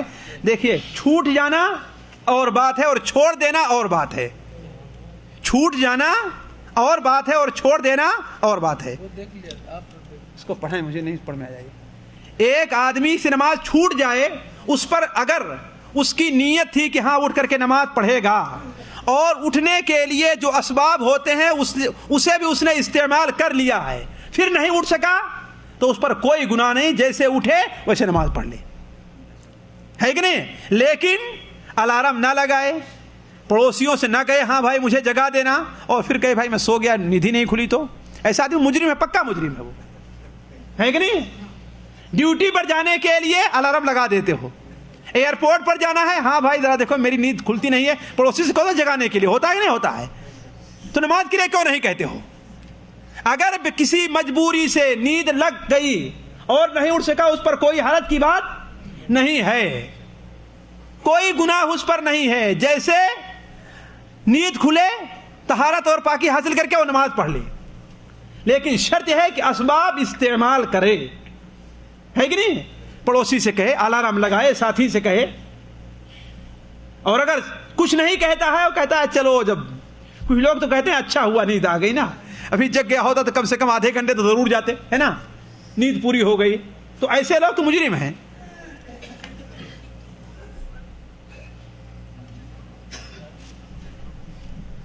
مولانا صاحب، ہندوستان میں اسلام کیسے پھیلایا جائے؟ اسلام تبلیغ کی جائے، جس قسم کے لوگ ہوں اس قسم کے لوگوں کے سامنے ویسی ہی دعوت کا کام کرنے کے لوگوں کو تیار کیا جائے، ہے کہ نہیں؟ کتابوں کے ذریعے، کیسٹوں کے ذریعے، زبان کے ذریعے، دعوت و تبلیغ کے ذریعے، ہے کہ نہیں ہے؟ اب یہ تو ایک بہت لمبا کام ہے کہ ہم آپ کو یہ بتائیں کہ ہاں کس طریقے سے کیا جائے۔ اب یہ تو جو لوگ اس میدان میں کام کر رہے ہیں ان سے پوچھیے۔ میں جس کے قرض تھی مر گیا، ہاں آپ نے قرض لیا اور جس کا قرض تھا وہ مر گیا، تو قرض کیسے دیا جائے؟ اس کے اہل و عیال تک پہنچائیں آپ۔ وہ قرض جو ہے وہ مر گیا ہے لیکن قرض اس کا نہیں مرا ہے، وہ مر گیا ہے لیکن قرض مرا نہیں ہے، وہ ایک ایک پائی اور ایک ایک رتی کا حساب کر کے وہ پیسہ اس کے اہل و عیال تک پہنچا دیں، ممکن صورت جتنی ہو، اور اگر کوئی صورت ممکن نہیں بن رہی ہے تو اس کی طرف سے صدقہ اور خیرات کر دیں۔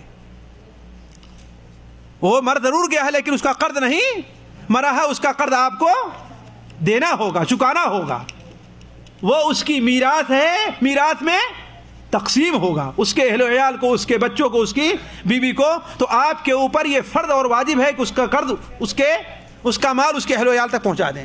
ماشاء کیا ہے یہ کہہ رہے ہیں مولانا صاحب، ہمیں آپ کی تقریر بہت پسند آئی ہے، لہٰذا ہمیں تقریر ہر مہینے میں کم از کم 4 مرتبہ ہونا چاہیے۔ ہر مہینے میں 4 مرتبہ؟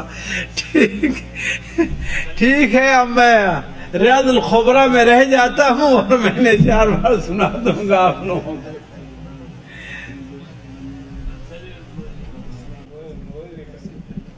कैसे फैला, अच्छा अच्छा, ये नहीं कि कैसे फैलाए नहीं, बल्कि हिंदुस्तान में इस्लाम किस तरह फैला है, कौन लोग फैलाने वाले हैं। अच्छा अच्छा अच्छा चंद बातें अच्छा अच्छा अच्छा अच्छा।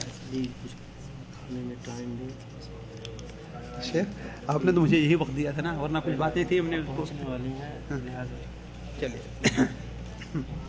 ऐसे काम नहीं सीख पाते जी 10-15 मिनट तक जो है।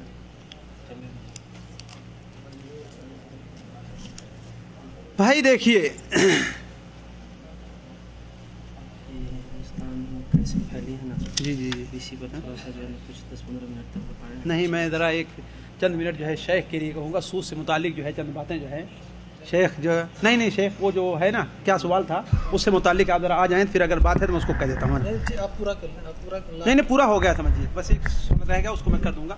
आप इधर आ जाएं, उससे मुतालिक क्या है वो आप बतला दें। बिस्मिल्लाह अल्हम्दुलिल्लाह वस्सलातु वस्सलामु अला रसूलिल्लाह। किसी भाई ने सवाल किया है कि बैंक में या किसी के पास सूद का पैसा हो तो जाहिर बात है वो सूद रखने वाले पर या जिसने पैसा रखा है उसका तो हक नहीं बनता, लेकिन उस पैसे को अब कहाँ खर्च करे। जाहिर बात है अब न जानने की वजह से या और किसी चक्कर में फंस जाने की वजह से या और किसी वजह से वो सूद का पैसा उसके पास आ गया है, तो उसका मसरफ़ क्या होना चाहिए।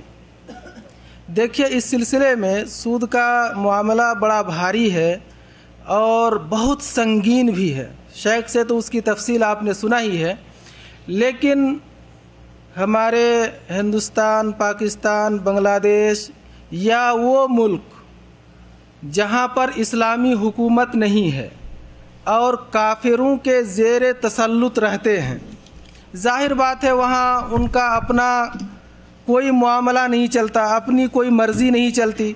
वो बसा औकात हुकूमत के दबाव में, इसी तरह जो अक्सरियत होते हैं अक्सरियत के लोगों के दबाव में होते हैं, मुख्तलिफ़ तरह की परेशानियाँ और दुश्वारियाँ होती हैं।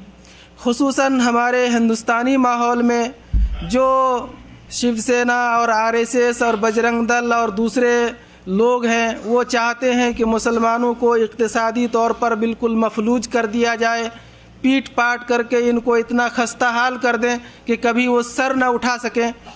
तो ऐसी सूरत में अगर किसी मालदार शख्स के पास या जिन्होंने बैंक डिपॉज़िट किया है, चाहे फ़िक्स डिपॉज़िट की शक्ल में हो या ये हो, पहली बात तो ये है कि उसको आप अपना माल न समझें, उसको आप एक मिसाल से समझें कि सूद वाला पैसा, या आप समझ लें कि आपके बदन में या आपके कपड़े में या आपके कुर्ते में अगर पेशाब या पाखाना या गोबर या गंदगी लग जाए तो आप उसको क्या करेंगे।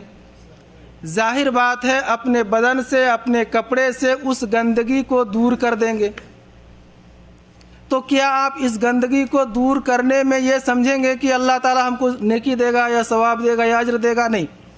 तो यही मिसाल सूद के पैसे की है। जो आपके अकाउंट में या आपके पैसे में जो सूद का पैसा शामिल हो गया है, कहिए आपके कुर्ते में वो गंदगी लग गई है, अब उस गंदगी को दूर करना है तो आप जैसे कुर्ते को साफ़ कर लेते हैं और गंदगी को दूर कर लेते हैं, तो वो सूद वाला जो पैसा है आप पूरा हिसाब जोड़ लें या बैंक वाले से आप पूरी तफसील ले लें कि शुरू से लेकर आज तक हमारे अकाउंट में कितना पैसा सूद का जोड़ा गया है। वो आप सारा सूद का हिसाब आप बैंक वाले से ले लें और लेने के बाद वो सूद का पैसा आप निकाल लें इकट्ठे, या जब आपकी मर्ज़ी हो वो पैसा आप उसको निकाल लें। पैसा निकाल लेने के बाद अब देखें कि मुआशरे में जाहिर बात है कि अगर आपके बदन में गंदगी लगी है तो आप अपने बदन से छुड़ा करके दूसरे के बदन में तो नहीं डाल सकते, कि डाल सकते हैं? नहीं।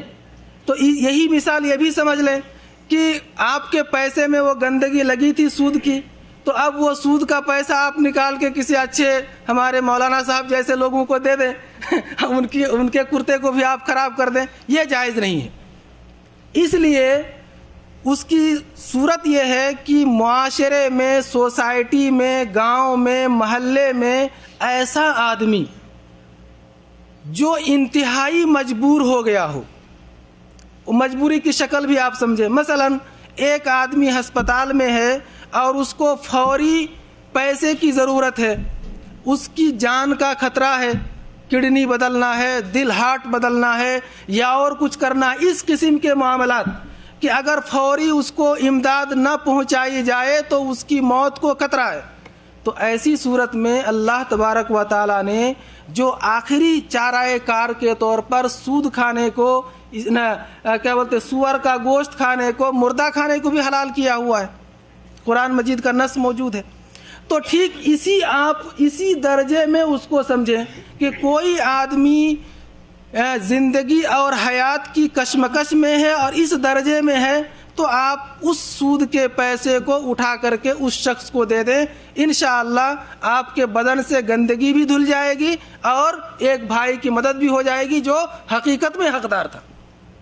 یہ سود کا مصرف ہے، اس کے علاوہ ایسا کوئی دوسرا مصرف نہیں ہے کہ آپ جو ہے سود کا پیسہ اپنے بدن سے گندگی کو دور کر کے کسی دوسرے کو ڈال دیں۔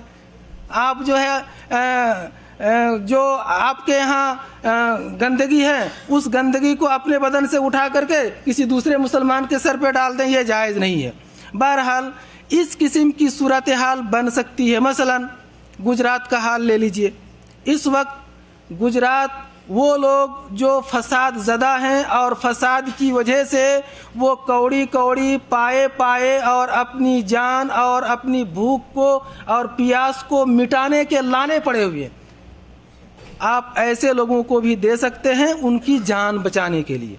یہ سود کے پیسے کا مصرف ہے، انشاءاللہ اس میں کوئی قباحت نہیں ہوگی۔ لیکن ایک چیز اور سمجھ لیں، جیسا کہ ہمارے شیخ صاحب نے بتایا کہ اس میں آپ نہ نیکی کی امید رکھیں، نہ آپ کو اجر ملے گا، نہ ثواب ملے گا اور نہ کچھ، صرف یہ ہے کہ آپ نے اپنے بدن سے اس گندگی کو دور کر دیا، بس یہی اس کا مصرف ہے۔ اللہ تعالیٰ سے دعا ہے کہ اللہ تعالیٰ ہم مسلمانوں کو سود جیسی لعنت سے بچائے اور اس سے دور رہنے کی توفیق عطا فرمائے۔